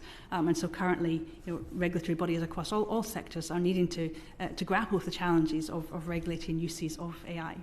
And I think that does point to the need to make sure that there is access to state-of-the-art expertise around AI to be able to not just react to what's currently happening or what we're currently seeing, but to also anticipate how these technologies might develop and how they might be used in a year or in 2 years, to be able to anticipate and not just react. I think that really does point to the importance of having access to state-of-the-art expertise around cutting-edge AI technologies. Can I ask another quick follow-up? In the middle of an election, an image occurs or a deep fake is produced. Is Ofcom going to be ready for the questions that it will face as to whether or not, or how you can tell something is fake or real? Because major national broadcasters might turn to Ofcom and say, well, you have a role in this, and are you prepared for what may be coming in the middle of what could be a very heated election campaign? As I mentioned before, the Online Safety Act is not a content takedown regime, so my team is not going to be looking at individual instances of content and making decisions about that. Instead, we're looking at the systems and the processes. I mentioned before, in terms of the timing, that the duties on online services will likely go in effect at the end of the year. That's also to say that platforms can very well get on with implementing the Act, and there's really nothing stopping them from doing that. We have already seen some platforms taking active steps to apply the duties that we've set forth in our draft proposals, and we think that this is a really positive sign. We also do have our media literacy powers, and I mentioned before that we're thinking about a campaign to target young new voters in order to how to spot mis and disinformation. Working with organizations like Dr. Aitkin's Institute would help us kind of empower the public to be able to better spot and identify these types of things. Thank you, Chair. Thank you. Can I begin with you, Mr. Wolf? There's a phrase that I gather is used, the liar's dividend, that there is so much false information circulating that we reach a stage where people find it impossible to recognise what's true and what isn't. How much does that worry you? How likely do you think that is? Well, it worries me a great deal. I don't know whether we're there yet. I think not. But there are clearly areas in which the degree, in very important areas of decision-making, where the degree of scepticism about what people are being told, partly because of the way they're interacting with others on platforms and the sort of evidence they're given, the degree of skepticism is socially completely horrifying. So one of the most interesting areas, because it's so surprising to me, is the transformation of the level of skepticism about vaccines, which, somebody like me, if I had been asked 25 years ago whether what we've seen in many very sophisticated countries was possible, I would have said it's inconceivable, because every damn fool knows that vaccines work. But that is no longer true. And that's a pretty fundamental medical achievement. One of the great revolutions started here. And there's immense skepticism about it. And this is pretty primitive systems for spreading misinformation. There are obviously possibilities of numerous other fakes generating social panics of various kinds. And of course, we've seen this in the past where popular hysteria is encouraged and you end up with massacres. I mean, this is part of human history. So out of control information and disinformation of this kind can obviously be socially harmful on a catastrophic level. Now, the big question I have, it's part I addressed in my book, and is that it's not new. So I've already mentioned some examples. The St. Bartholomew's Day massacre, for example. So, and the most important mass disinformation case, I suppose, in European history was in the 30s, which led to the Holocaust. So it's not new. I can't make up my mind whether the technology itself is so transformative that it will become a completely unmanageable problem. But having heard the discussion already, I'm not more optimistic than I was when I came into the room. So I was just thinking about, this is a complete ignoramus, but I was just reading about the possibility of having systems that could convert stories into completely plausible films. I mean, feature film length things. If the technologies in question were also given the information required to replicate pretty well perfectly living individuals, the potential of fakes of this kind could be absolutely extraordinary. And we are clearly at a very, very early stage of new technologies with potentially extraordinarily far-reaching consequences. And given what's already happened in the last few years in the areas I've mentioned, reactions of various kinds on in many ways, then yes, it's very disturbing, and I don't know how easy it will be to regulate it, though I'm very pleased somebody's trying. Yes, I take your point entirely. All my life, one of the things that's been important to me is to understand that there's a difference between evidence and opinion. This is no longer so well, there is clearly a difference conceptually. The question is whether we will actually be able to differentiate in this context. One of the things I've learnt is that already it seems many people can't. Okay. Sorry, I've slightly lost track of where we are. Mr. Byrne. Thank you very much. Jessica, I'm not quite sure how you can judge the integrity of the processes that you said you're policing without getting involved in examining the content. When we began thinking about the online safety bill, we had in mind the safety at work legislation from the early 1970s, and I think we wouldn't really judge whether health and safety at work processes were working without having one eye on the accident or fatalities that might have been going on in a workplace. Are you seriously telling us that you're not going to be looking at online content when you're making judgments about whether processes are working? Well, my job is to implement the Act as it's currently in legislative form. The Act does not say that Ofcom should be looking at content and making decisions about that. What we have put out is a set of proposals that explain the specific steps that we think platforms need to take to address a various degree of different harms. Those steps are meant to be quite specific, and for us to be able to look at, for example, whether a platform has a terms of service. That's an example of the kinds of rules that platforms need to put in place that say this is what's allowed and not allowed on the platform. Do you think you can withstand the pressure of, say, during a general election campaign, people inundating you with examples of content, and your reply is then, I'm really sorry, but we don't look at content, we just check the processes are in order? Well, unlike the regulations that we have in broadcasting, Ofcom does not have a sort of complaint center that is meant to look at individual pieces of content And that's really clearly laid out in the Act. Again, my job as online safety regulator is to implement the Online Safety Act. So there may be a shortcoming in the law. It's not for me to say. That's a matter for government and parliament to take up. My job is to implement the Act. Okay, and so how big is the resource that you've got available to check the safety of these platforms? How much resource have you got to check that the Online Safety Act is being effectively implemented? So the UK government appointed us online safety regulator in 2020. Since then, we've been staffing up and trying to find the right expertise to make sure that we can do this job. At the end of last year, I believe we had close to 350 people across the organization.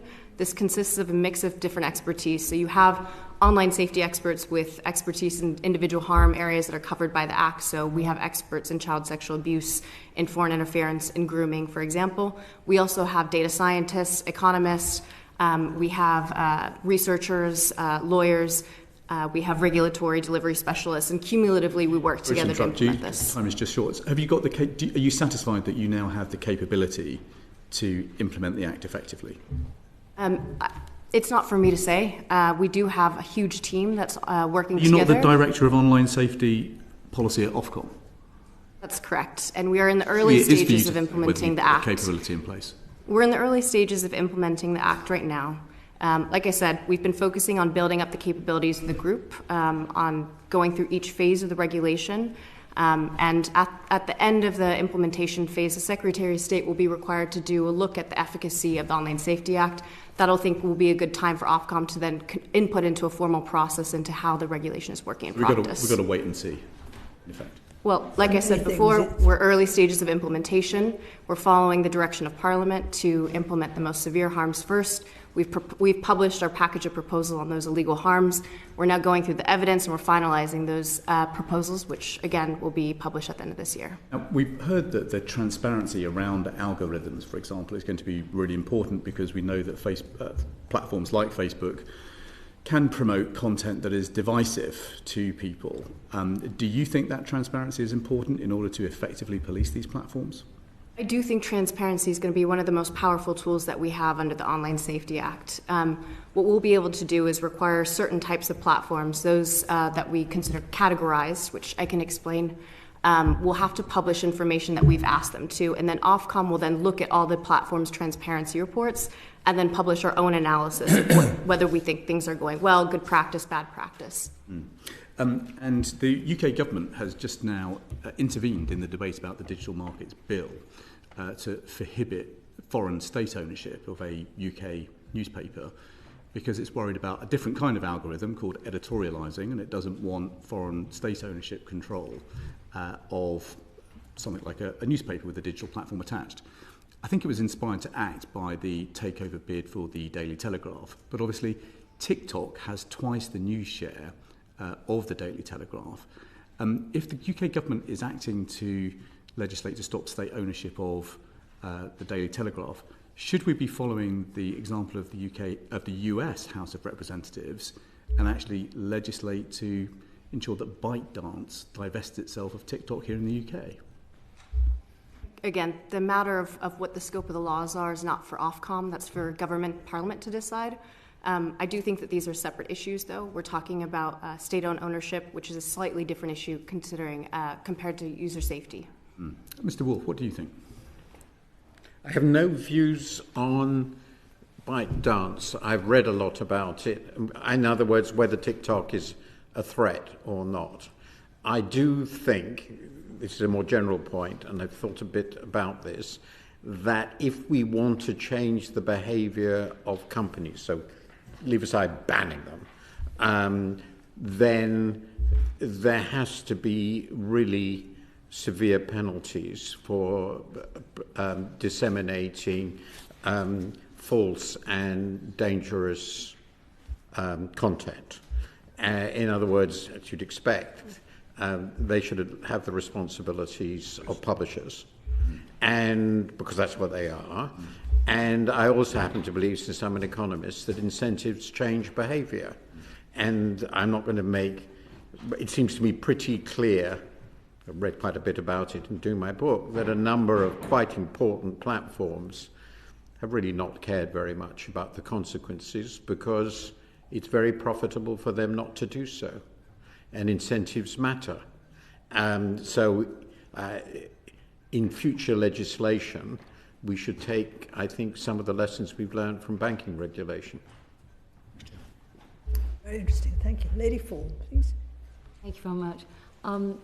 Mr. Wolf, you talked earlier about you are a well-known and highly respected commentator. The media, the traditional media, has more, in a way, more trust, but less people using it more and more, especially the young. Coming into this election year, is there a role for more trusted newspapers such as the one you work for to play a role in the election, and what sort of role do you think in terms of, I'm thinking of, we had Full Fact come to the BBC, which was new, relatively new from previous elections. Is there something that newspapers can be doing to sort of earn the trust of the electorate? Well, I suppose our view is elections are part of what we do.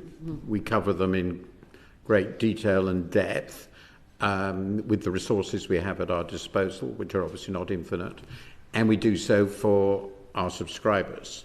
Now, this is where it gets difficult. One way one could imagine, I'm going to commit our organisation, is to change paywall rules during an election campaign.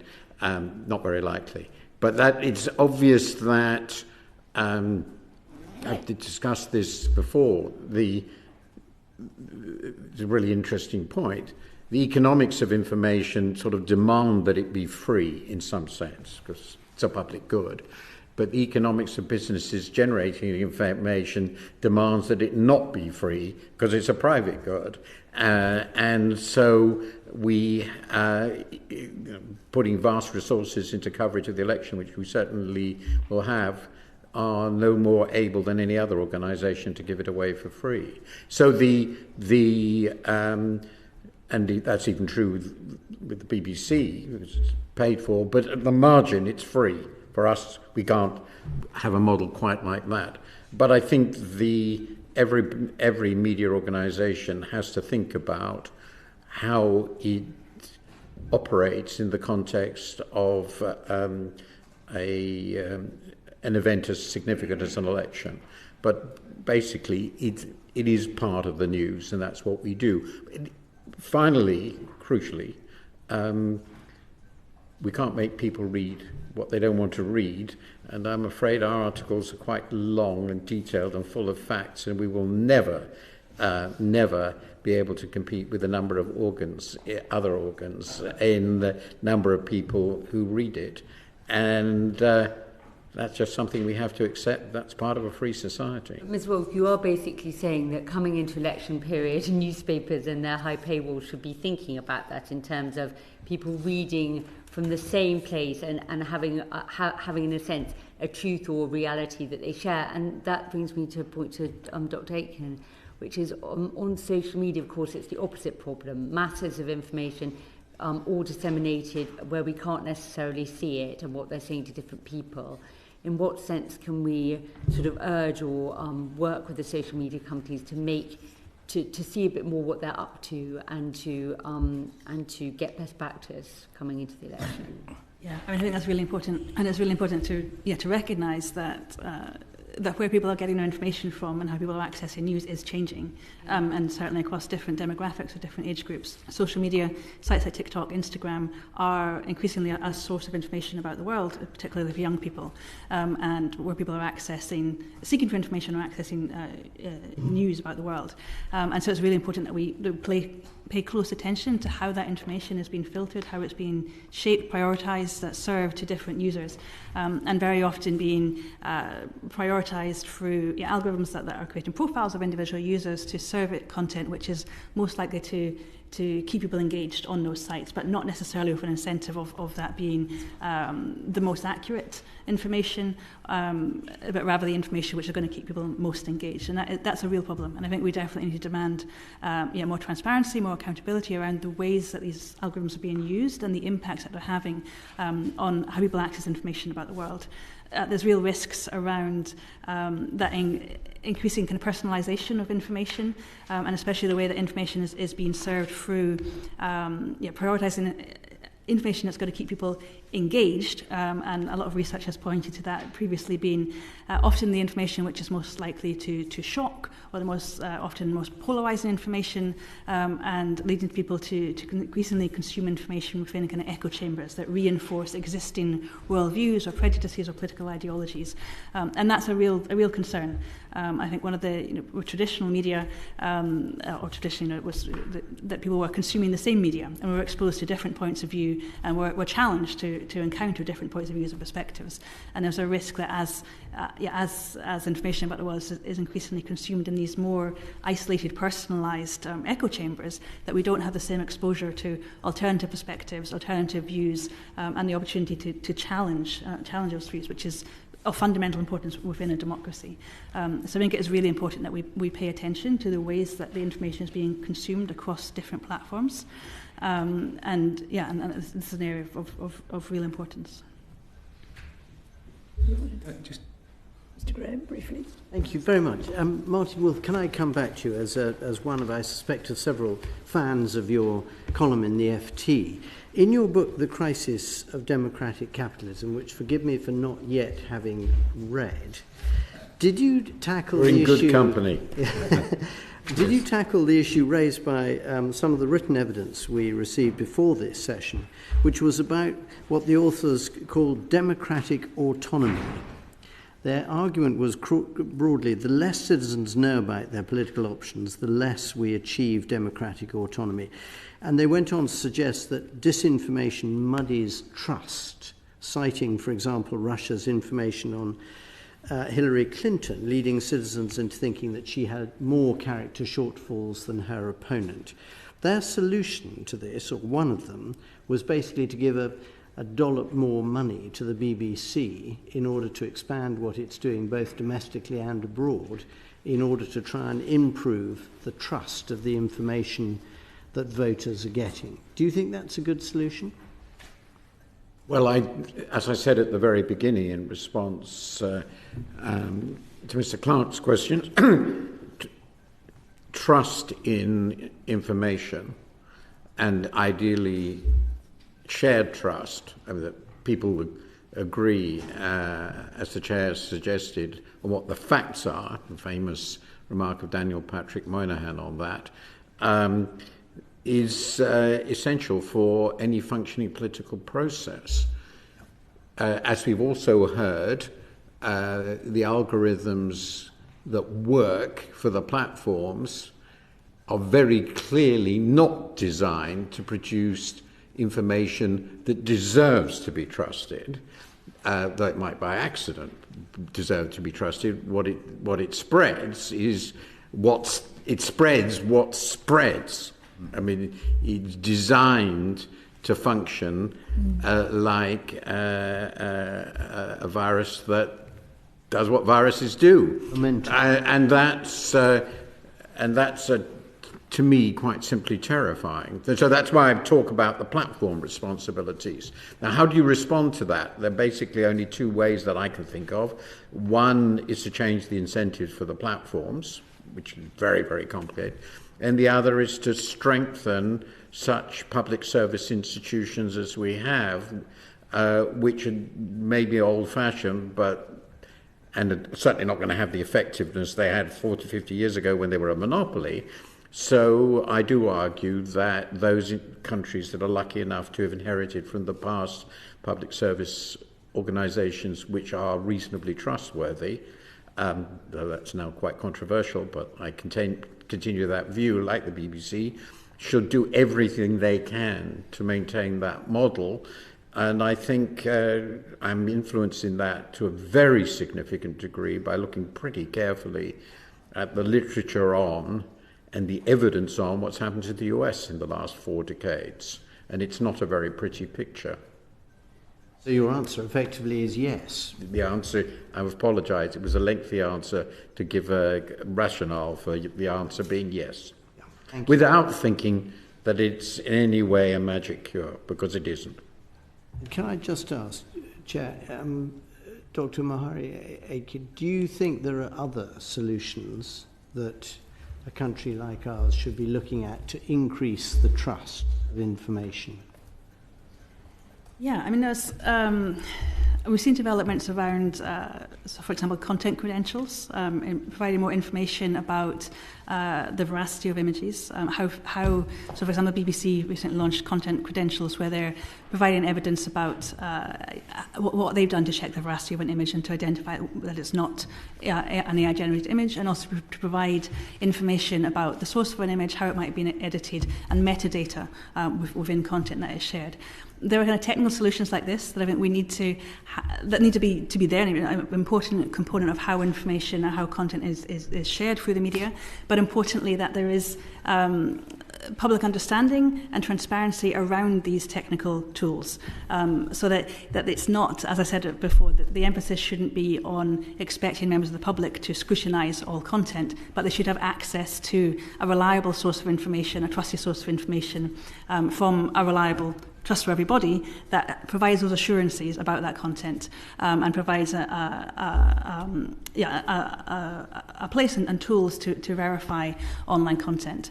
There's a lot of interest in developing technical tools to detect AI-generated content, AI detection tools, and also use of watermarks to identify AI-generated content. And those could be digital watermarks, which could be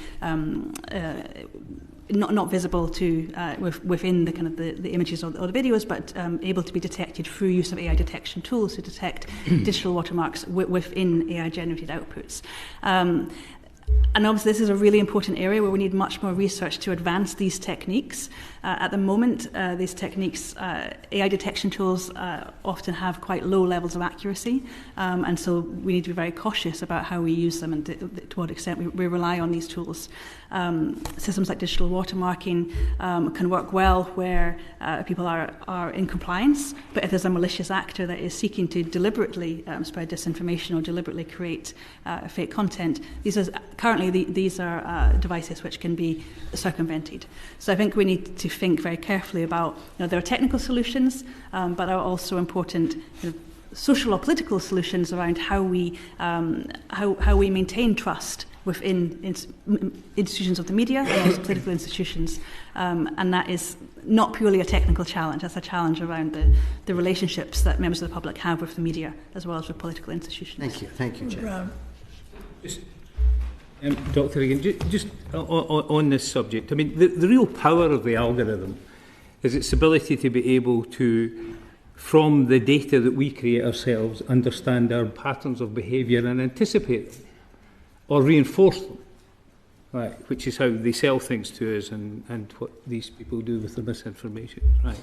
So, is it not the case, therefore, in that world, that the people who are intent on harm create these same patterns? Is it not possible for algorithms to detect the people who are in there for malicious purposes? Do they not leave a pattern of behaviour that would direct us to where they are operating and therefore would justify us stopping them from operating in the system at all? Well, this is an area where we have to be really cautious. I mean, as I said, currently AI tools that are designed to detect AI-generated content don't have sufficiently high levels of accuracy to be relied on. Particularly, as examples of within education settings, there's been a lot of interest in developing AI detection tools to detect potentially AI-generated courseworks, and these have been found consistently to be to have low levels of accuracy, but importantly to disproportionately have false positives for students for whom English is not their first language. And this is an example of where using these tools or relying on detection tools might have inadvertently create inequitable outcomes or lead to biased outcomes that are potentially, if we use this within social media platforms, could potentially lead to censorship of voices or experiences of political ideologies that are disproportionately falsely identified through use of these tools. So I think we need to be really, really careful about relying on these detection tools. Currently, they're not accurate enough to be relied upon. I heard you say that before, and I accept that. I think despite the fact that we're both Scottish and speak the same English, I may not have made my point properly to you. So let me have another go at this. I mean, the whole of this world of algorithms, which we're all influenced by, we all have a news app on our phones, and it serves us the news we want to hear. The football team we follow or whatever. So they know our patterns of behaviour, these algorithms, and they feed the information to us. So my point is, and I understand that in the European Union's attempt to regulate some of this behaviour, they are onto this subject. That the bad operators create patterns of behaviour as well. Is there not some way in which we can use the algorithm's ability to do this to help us identify where they're operating, and we can hone in on them and stop them early in the process, as opposed to trying to catch up when they've done the damage, when they've done it and gone? I think so lots of interest in how we might develop AI tools in combating online harms or in identifying malicious actors or harmful outcomes. I think that we need to be really cautious. This is an important area, and where there needs to be a lot more research to look at how we might develop tools for these kinds of purposes, or for looking at tackling malicious or harmful actions. But I think we need to be very, very cautious about relying on technical tools, relying on AI tools to address problems created by the use of AI tools. Technical tools will provide some of the solutions, but this also needs to be tackled through thinking about social, ethical, responsible innovation practices. And so I think there's a danger of relying on technical tools to address the risks created, or purely technical tools to address the risks created. Yes, Lord Stansgate. One quick question about... We must then move well, on. then I'll just ask quickly. You mentioned watermarks. If you print fake money, it's against the law. And the Royal Mint is constantly designing new types of note to make it more difficult for fakes and to build trust in people who use it that they're real. Do you have some hope that there could be a watermark process for digital imagery, either single images or videos? And if so, can it come quickly enough? Yeah. Digital watermarks is again an area where there's a lot of interest into how these might be developed. Currently, some of the challenges are that these watermarks might be embedded in outputs produced by a particular model, which can then be detected by software which has been developed to detect AI-generated content produced by that particular model. But then, one of the shortcomings of this is that then potentially, if you're wanting to scrutinise whether a particular image might have been AI-generated, you might need to use lots of different AI detection softwares to see whether it's been produced by each of the various different models that those detection softwares are able to detect the outputs from. I think it's really important that this is an area where we need to really think about how we could have a joined up, coherent approach that can reliably identify AI-generated outputs across the full range of models. Where there are further risks or further limitations around this is where, as I say, malicious actors can fairly easily circumvent the compliance with digital watermarking currently, and particularly if these were being developed by use of an open source model, even if that model was developed to have a digital watermark produced on the outputs. If we're using an open source model, by altering some lines of the code, it could easily circumvent the creation of that or the embedding of that watermark into those outputs. So I think, again, this is an area where it's really important that we have more research and to be developing these techniques swiftly and rapidly. This is urgent, but at the moment these techniques can't be relied on as things currently are. Thank you.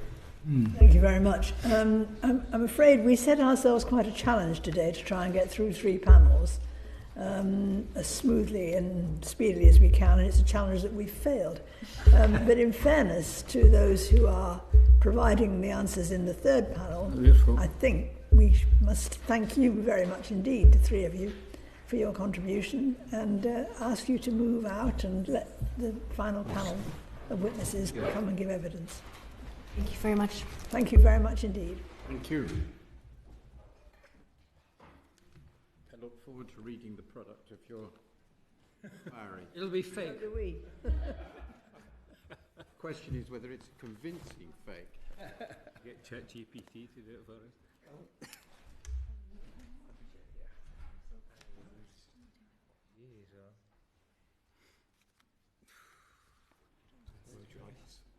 Sit over here, I'll put you some. Thank you very much.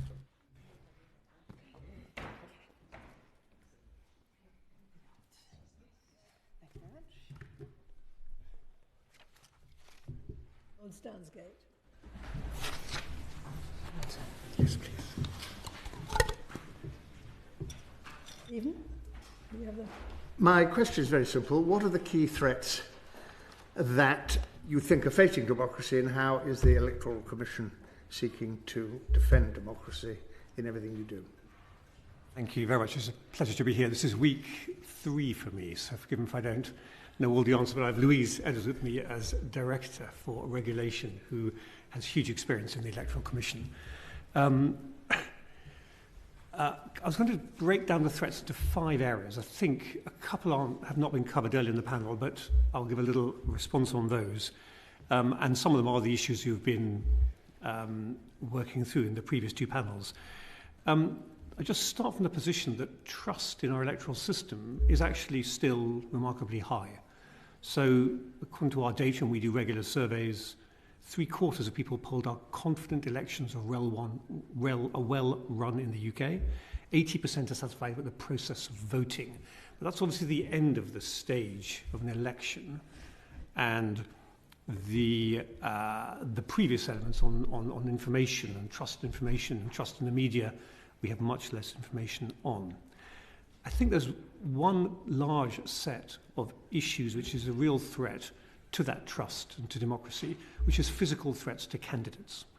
And I think we've all seen a lot of that over the last few years. I'll go into a little more detail on that because the previous panels didn't. We monitor this very closely. We survey all candidates. We're going to try and step that up this year. But at the moment, between 1/3 and 1/2 of candidates who responded to our survey said they had a problem with abuse, intimidation, or harassment. And it's particularly acute, as many of you will know, for women candidates, ethnic minorities, those on the front benches, and in some parts of Northern Ireland.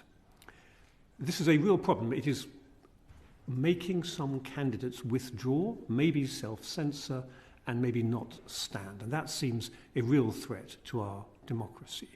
So what are we doing about that? We certainly do not want to see, as it were, the victims changing their behaviour. We don't want to see self-censorship or candidates not standing because they're worried about the threats to themselves, to their families, either on or offline. So we're working very closely with the police, clearly. You'll know that we propose, and it's now entering into force, and it's in Parliament next week, that security expenditure for candidates should not count towards campaign finance. And that's in order that candidates can have what security expenditure they need without jeopardising the really tough campaign finance limits that you all know we have on candidates. We've given candidates guidance on potential criminal offences so they can draw the attention of the police and others to those offences. And from last November, anyone found guilty of these offences can be barred from standing for office, as well as the criminal sanctions. And that's partly to dissuade some of the actors, some campaigners, who are also guilty of some of the abuse as well. So there's a large set of areas around physical abuse, which is also sometimes online, and sometimes the two are intimately interlinked with harassment and abuse coming online, followed up by physical intimidation.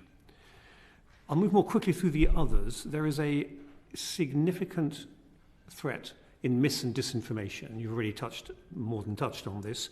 Social media companies, we know, have a lot of responsibility here. We're working really closely with Meta, with Google, with X, with Snap, with TikTok on what they can do with varying degrees of success. There is no law governing campaign material itself. So let me go into a little more detail on what we would like campaigners to do and what we hope voters will be able to do. One is voters looking at material that comes with a sceptical eye. I think they're broadly used to that. There are hundreds of years of material which was questionably truthful or accurate coming up in election campaigns as part of the process. I think they will look at it skeptically, but that needs to be reinforced even further. And campaigners themselves, I think coming back to a point raised in the earlier panel, where there have been some quite remarkable deepfakes of very senior politicians, the audio recording we all know about, is that the campaigners themselves reacted, we think, very well. When it was noted it was a deep fake, and sometimes we'll be able to attribute this, but I don't have a high expectation that technologically or quickly enough it will be possible to credibly attribute a deep fake by some third party. The campaigners themselves saying this is a deep fake and others not playing along with that will be a very important part, I think, of the behaviour. We're also keen, we proposed a while ago, and Louise, I want to say much more on this, the system of imprints for campaign material. And it is very interesting to hear your previous panelists talk about watermarks for AI. I think that would be an interesting thing to say, this is AI generated. That's not necessarily a bad thing, by the way. I think what we're focused on is AI deepfakes being used to mislead voters. And that's the particular threat that we see. We are seeing examples in other parts of the world of AI being used to engage voters and engage them truthfully and helpfully. And maybe we could go into those if you'd find that useful. So there's the physical threats, the AI threats and information. There's a big cyber threat, which I can go through quite quickly. We, the Electoral Commission, had a major attack, as you know, in 2022. Political parties have been targeted as well, as have MPs. I think that cyber threat will grow. We're working very closely with the National Cybersecurity Centre to try to make sure that all these elements of what is a form of critical national infrastructure are indeed protected to the greatest extent possible. Finally, foreign direct interference, which was raised by Professor Cormac earlier. That is always possible. We've seen plenty of examples of it around the world. I think the point that he and Pamela San Martin made, that we can learn a lot from other elections around the world in this particularly election-rich year, is really important. So we're talking to other electoral commissions and to others in other countries. The European Union obviously have European parliamentary elections coming up now. There is the US election campaign running. Our closest neighbours, there's an Irish election. There are many of these that we will be watching closely to make sure where we see a threat, where we see a new technique, we can at least look at this and be a little more prepared than when it happens to us for the first time. And the final area I just want to mention as this list of threats is finance and donations from abroad. You've touched on some of the issues there. We do think there are ways to tighten up the financing rules, and I think you've mentioned, I think Mr. Byrne mentioned at least one of them. Professor Cormac mentioned, I think, unincorporated associations, and making sure that companies can't spend more money, donations, than they actually make in the UK. So those are the main threats at Sangage that we see. But set against that, we do have a system that has a high degree of resilience. It's paper-based. It's not as susceptible, as it's been said, to cyber attacks. It can be recounted. I'm sure we'll be recounting some. And it is, I hope, one which we will maintain, and that's certainly the Electoral Commission's aim, really high trust by voters, by campaigners in what's a crucial democratic moment. Thank you very much. In view of the time, I suggest a stop. Thank you. Okay. You made a number of recommendations to the government in 2018 and in 2021 to increase the transparency of online campaigning, which has been referred to a number of times in the evidence today. How many of those recommendations have been implemented? A fair number, actually, and I'll go through some of them, which I'm quite pleased to see, having been one of the people who worked very hard on that report. It's fantastic that this number of years later we're still talking about it, and also some of them have come into effect as well. The number one I've mentioned is digital imprints. So that little bit of text that you see that tells you whose campaign material it is, or indeed that little bit of audio, if it's audio or something on a video. That's something that the Commission has been calling for since 2003 and eventually came into law at the back end of last year. That is something that we are very pleased to see. We'll be looking very closely about how that is complied with in the elections coming this year, and I'm very happy to talk a little bit more about that if you would like me to. We also made a series of recommendations that were aimed at how social media companies can be more transparent around the political advertising that they see on their platforms. And a lot of that was around trying to encourage the use of what are called ad libraries, so the libraries that a number of them publish that set out what political adverts have been paid for on their platforms, and any member of the public can go in and do some searching and find out what sort of money has been spent by particular political actors. One area there that we're pushing for more on, though, is trying to encourage the social media companies to bring their definitions they use around things like political advertising into line with what the legal definitions are. Because at the moment it's a bit of a Venn diagram. It's not entirely 100% that something that is regulated under law will definitely be in the ad library and vice versa as well. So that's an area we're still pushing on. I would like to just mention a couple which I know Vijay's just touched on, which have not yet come into force and that we will hopefully hope will in the future. And they are very much on the finance side. One is around encouraging political parties to have risk-based due diligence processes. You know, there are literally tens of millions of pounds going through our political system every year. In 2023, £93 million worth of donations were reported to us. There's more than £1 billion worth of donations on our website, and there's no due diligence provisions in law for the parties that are receiving them. And the second thing that I will mention is around company donations and just making sure that we're closing any loopholes and putting additional safeguards in the system around money coming in from outside the UK, which is not lawfully coming into the system. And one of the things that strikes me, and I haven't heard anybody comment on it, is that we've got something of the order of 2 million extra overseas voters about to come into the system. And it seems to me that apart from their impact electorally, they are obviously a potential source of donations, and this may be one of the reasons the change was made. I'm not aware of any regulation that deals with that area at all. Well, they will come into the franchise, which obviously is a matter for Parliament to decide. And having been enfranchised and entitled to be on the electoral roll, these individuals will also be entitled to make donations to political parties. So why it's always been quite important when you're talking about sort of foreign money coming into the UK political system that you talk about lawful foreign money and unlawful foreign money, because it's of course been the case since the regime was established that overseas electors can donate money into political parties. There is a regime, a structure in place around donations coming into the UK's political system. Very broadly, it's about putting a sort of wrapper around the UK of what's called permissibility, permissible individuals or permissible organisations. And there are legal obligations on political parties to take steps to identify who the donor is and to satisfy themselves that the donor is permissible. So all those newly enfranchised voters will come under that same regime, so there will still be those responsibilities on political parties. Of course, as I've mentioned, we do think that those responsibilities should be enhanced by the introduction of risk-based due diligence. Thank you.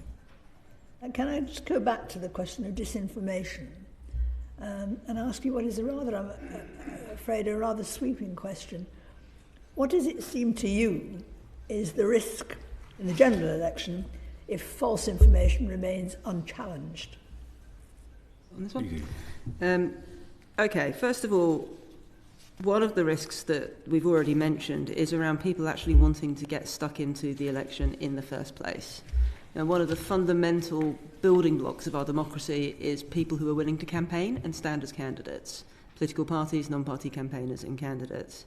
And if false information or the fear of risk of false information puts people off becoming candidates, wanting to campaign, wanting to volunteer for their local political party, then that is a huge and significant and very unfortunate impact. Now, there's another category of information that could be wrong, and that's information around the electoral processes. In fact, in the local elections last year, we did see some leaflets being distributed that had the wrong forms of voter ID on them, meaning that somebody relying on those leaflets may have turned up to the polling station and not have been able to vote. Now, fortunately, in this country, there is a trusted source of information about electoral processes, which would be us.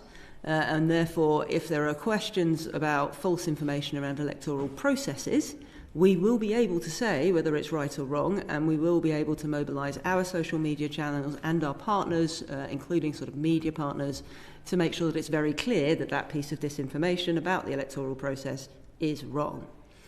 If we move on to more sort of campaign-based disinformation, or the deep fakes that have been discussed here a number of times, we're in a similar situation to some of the people who've spoken to you before.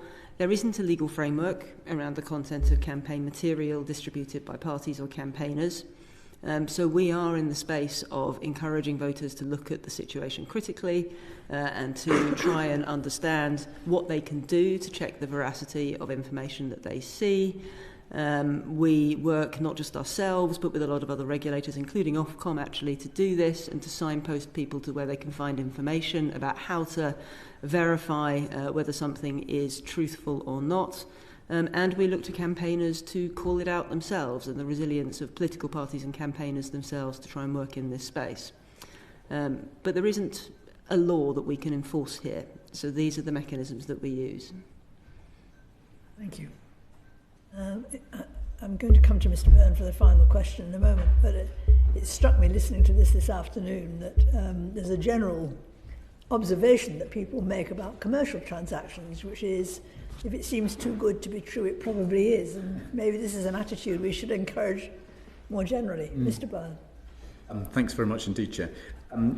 So I think it's about 1.2 billion in donations are now recorded in the Electoral Commission database. Am I right in saying a significant fraction of that is from quite a small number of individuals?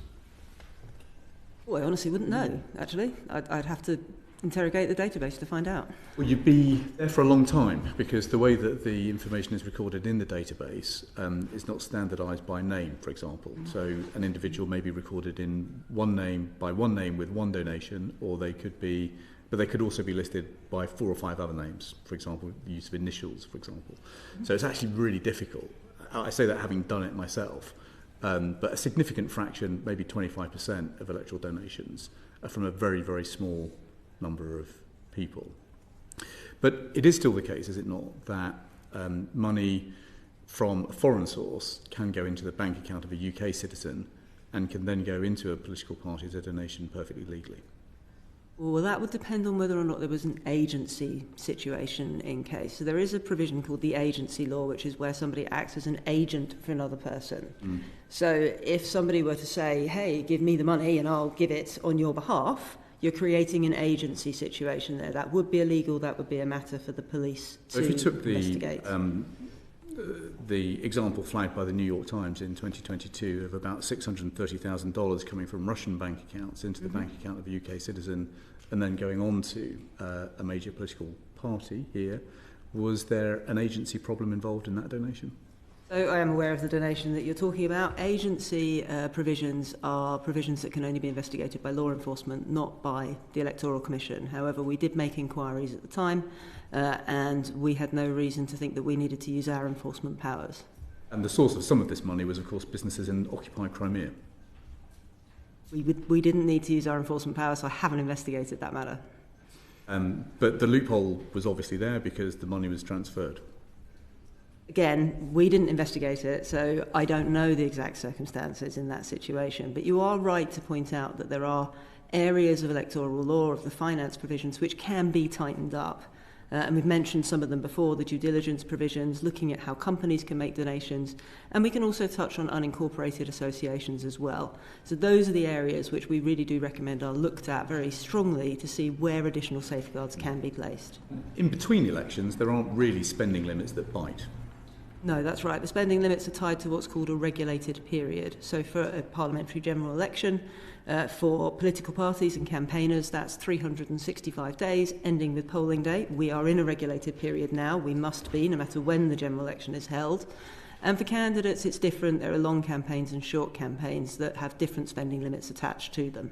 There's that old saying that you can't fatten a pig on market day, and so for political parties, there's an incentive to spend significantly in between regulated periods, and at the moment there's no cap on that spending. There's no cap on the spending outside of regulated periods. Of course, if the spending happens before a regulated period but is used for campaigning during it, it is caught again by the law. But no, what Parliament has done has put spending limits in place in a period of time running up to a poll.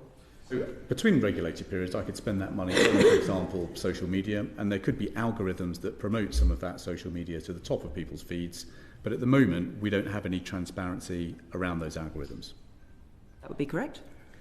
And at the moment, there is nobody who is actually checking the content of a political message, and we've just heard from Ofcom that they have no powers to do so. Parliament hasn't put a legal framework around that. So as we sit here today, we've also heard that there are unlikely to be any safeguards in place around the creation, for example, of deepfakes until before the end of the year. Is that your understanding too? Well, we're not aware of any legislation going through Parliament on that at this time. Okay, so we've got a situation then where it's still permissible for significant amounts of money to come into the bank account of a UK citizen and then into a political party. There is no limit on how much money like that can be spent between regulated periods, and there's no one checking the content that that money is spent on. Well, again, with money coming in, there is a provision in law that's what's called the agency provision, which it would be a matter for the police to investigate if they thought that there was evidence of agency having taken place. So putting to one side an actual criminal offence being committed, you find yourself in the regime that Parliament has decided, which is that spending limits only apply up to a sort of a period before a poll. But what I would highlight, though, is that actually we do have one of the most transparent political finance systems in the world. So spending, when it does happen in the run-up to elections, is provided to us in itemised spending returns, tens of thousands of individual lines of spending, millions of pounds worth of spending that then all gets published on our website and is transparent for everyone to see. There's also statements of accounts that come in every year so you can see the income and expenditure going into political parties. And crucially, there are contact details for every political party on our register to ask questions. We all have agents who have to sweat and fill those forms in. But how many investigations or prosecutions have there been for this sin of agency? Well, we wouldn't investigate it or prosecute it because it is a criminal prosecution and Parliament decided to remove our power to prosecute. But I am aware of, I think, one instance of convictions that happened in 2021. This is why, when Parliament was considering the bill to remove our powers to prosecute criminal offences, we did say that had to go hand in hand with really good discussions with the police and with the Home Office around how they would ensure that the police were equipped to take up this area. So we can route significant amounts of money into the bank accounts of UK citizens from foreign nationals, and that money can go on to UK political parties. You're right that there is one barrier to prevent that, which is this issue of agency, but we've only had one prosecution by the sound of it. You can spend pretty much whatever you like between regulated periods and no one will check the content that you're spending the money on, and nor can we look into the algorithms that might put that content to the top of somebody's social media feed. That's broadly accurate. I would dispute some of the claims there because actually what you're talking about is criminal offences that may well be committed. However, if there are gaps in the electoral framework, the political finance framework that you're highlighting here, that's something we'd be very interested to explore and to see what recommendations we could make to Parliament to try and improve and close those gaps. Well, I'm struggling to see the things I've got wrong in that description, but maybe you could highlight what you think the gaps are in the electoral law that Parliament should attend to if we want to defend our democracy with some stronger defences.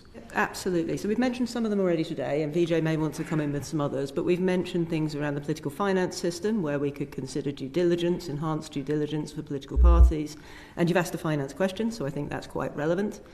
We've talked about company transactions coming through from outside of the UK. We've touched on the concept of unincorporated associations and their ability to get donations from outside the UK and, provided there's no agency relationship, to then pass that on. We've also touched a little bit on what we think should be and hopefully are very meaningful conversations with the police, making sure that they are well equipped and well resourced to pick up these challenges, particularly when they're criminal offences only. There are also a number of other recommendations that we would encourage Parliament to look at, set out in our digital campaigning report of 2018 and other places, to really make sure that we can enhance the safety and security of our electoral system. However, I do come back to what Vijay said at the very start, which is that actually our electoral system is very highly trusted, and there are very high levels of confidence in the public that our electoral system is well run, and that's something that we really do need to safeguard. Just my final point, if I may, because I know we're so short of time, Chair. At the moment, a company, for example, headquartered and registered in Gibraltar, could also make a donation to a UK citizen who could put the money into a political campaign or indeed into a political party. At the moment, the opacity on the accounting system in, say, for example, Gibraltar, makes it impossible to actually trace the fountainhead of that cash. Is that something that we should also tighten up when we are thinking about the way that we work with foreign countries or indeed overseas territories too? Forgive me, but as the Director of Regulation for the UK Electoral Commission, I don't think I'm in a position to be talking about sort of transparency of Gibraltar or countries. If the money is outside laundered of the UK. from Russian sources into a company account in, say, for example, Gibraltar, and is then pushed into the bank accounts of UK citizens, that is a problem. I feel like I might end up repeating myself, so I'm going to let Vijay answer. Thanks, Chair. Mr. Mhairi, I just wonder if I could add one point, which is one of the recommendations we made, which I think is germane to the challenge, which I quite understand. And this was picked up in the Elections Act. It was to put effectively almost a prohibition on people and organisations who are not eligible to register as a third-party campaigner, including foreign organisations, spending more than £700 on campaign activity. Now, clearly that falls very much within the campaign periods. But in effect, in that entire period, which, as Louise has said, starts a year before a general election anyway, a foreign organisation transferring that money in is committing an offence because they're effectively not allowed to be a third-party campaigner. And they can't spend more than £700 is the limit. That actually came down significantly. But Louise, I want to expand a little more on that. I think some of the methods for getting money into our system that you're describing are basically trying to either defraud by a political party accepting a donation that it knows has not come from the person who is donating. And the reason, just to expand on this, that Louise was explaining why parties could more uniformly, some do so very well, by the way, but parties could more uniformly look behind their donors and do a full due diligence on them, is exactly to try to prevent a kind of chain reaction of someone trying to channel money into them. They do a lot, and you're aware of the kind of work that agents do in for campaigners. But there is, particularly for the larger donations, and hence the importance of the risk-based approach, looking right behind that. If they were to find a non-permitted donation, it would be an offence to I take that point, but having tried to pursue this with the Electoral Commission in 2018, we very quickly ran into the Electoral Commission's lack of investigative capacity, and so we ended up having to give up, despite some pretty well-founded suspicions that significant amounts of money were in effect laundered through foreign governments and foreign accounts into a political campaign that actually had quite a significant bearing on the course of our country's future. So unless you've got not just ours but also the investigation capacity, frankly, we're not necessarily going to have the defences that we need. But Chair, I've overrun your patience already. And we've all rather overrun. Can I ask one quick factual question? Yes. As a result of the change in the law, how many additional electors based outside the UK are going to be taking part in this election this year, or whenever it is? We don't know. You don't know? They can still register. And obviously, right up until, I don't know exactly how far before a general election, they are still able to register. What we do know is where they're registering, electoral registration officers, and despite being very hard-pressed people, are taking a lot of trouble to check that they're actually eligible to register. And that there are lists, and we were actually in a meeting earlier today running through some of the reasons why someone had moved away when they were 2 years old. They claimed they had lived in a certain area, but they really couldn't prove it. EROs are going to a lot of trouble to try to make sure that that person can be registered if they have a reasonable claim, but they're checking every one. It's proving quite a lot of work for them. There could be quite a significant number of people joining the electoral register, but until we're actually through for the parliamentary general election, we won't know exactly how many. But we will be looking at some of that, and we're looking now at exactly what data is useful to do in our post-poll reporting. Thank you. Thank you very much. Thank you very much for your evidence and for your patience in us overrunning. Pleasure to be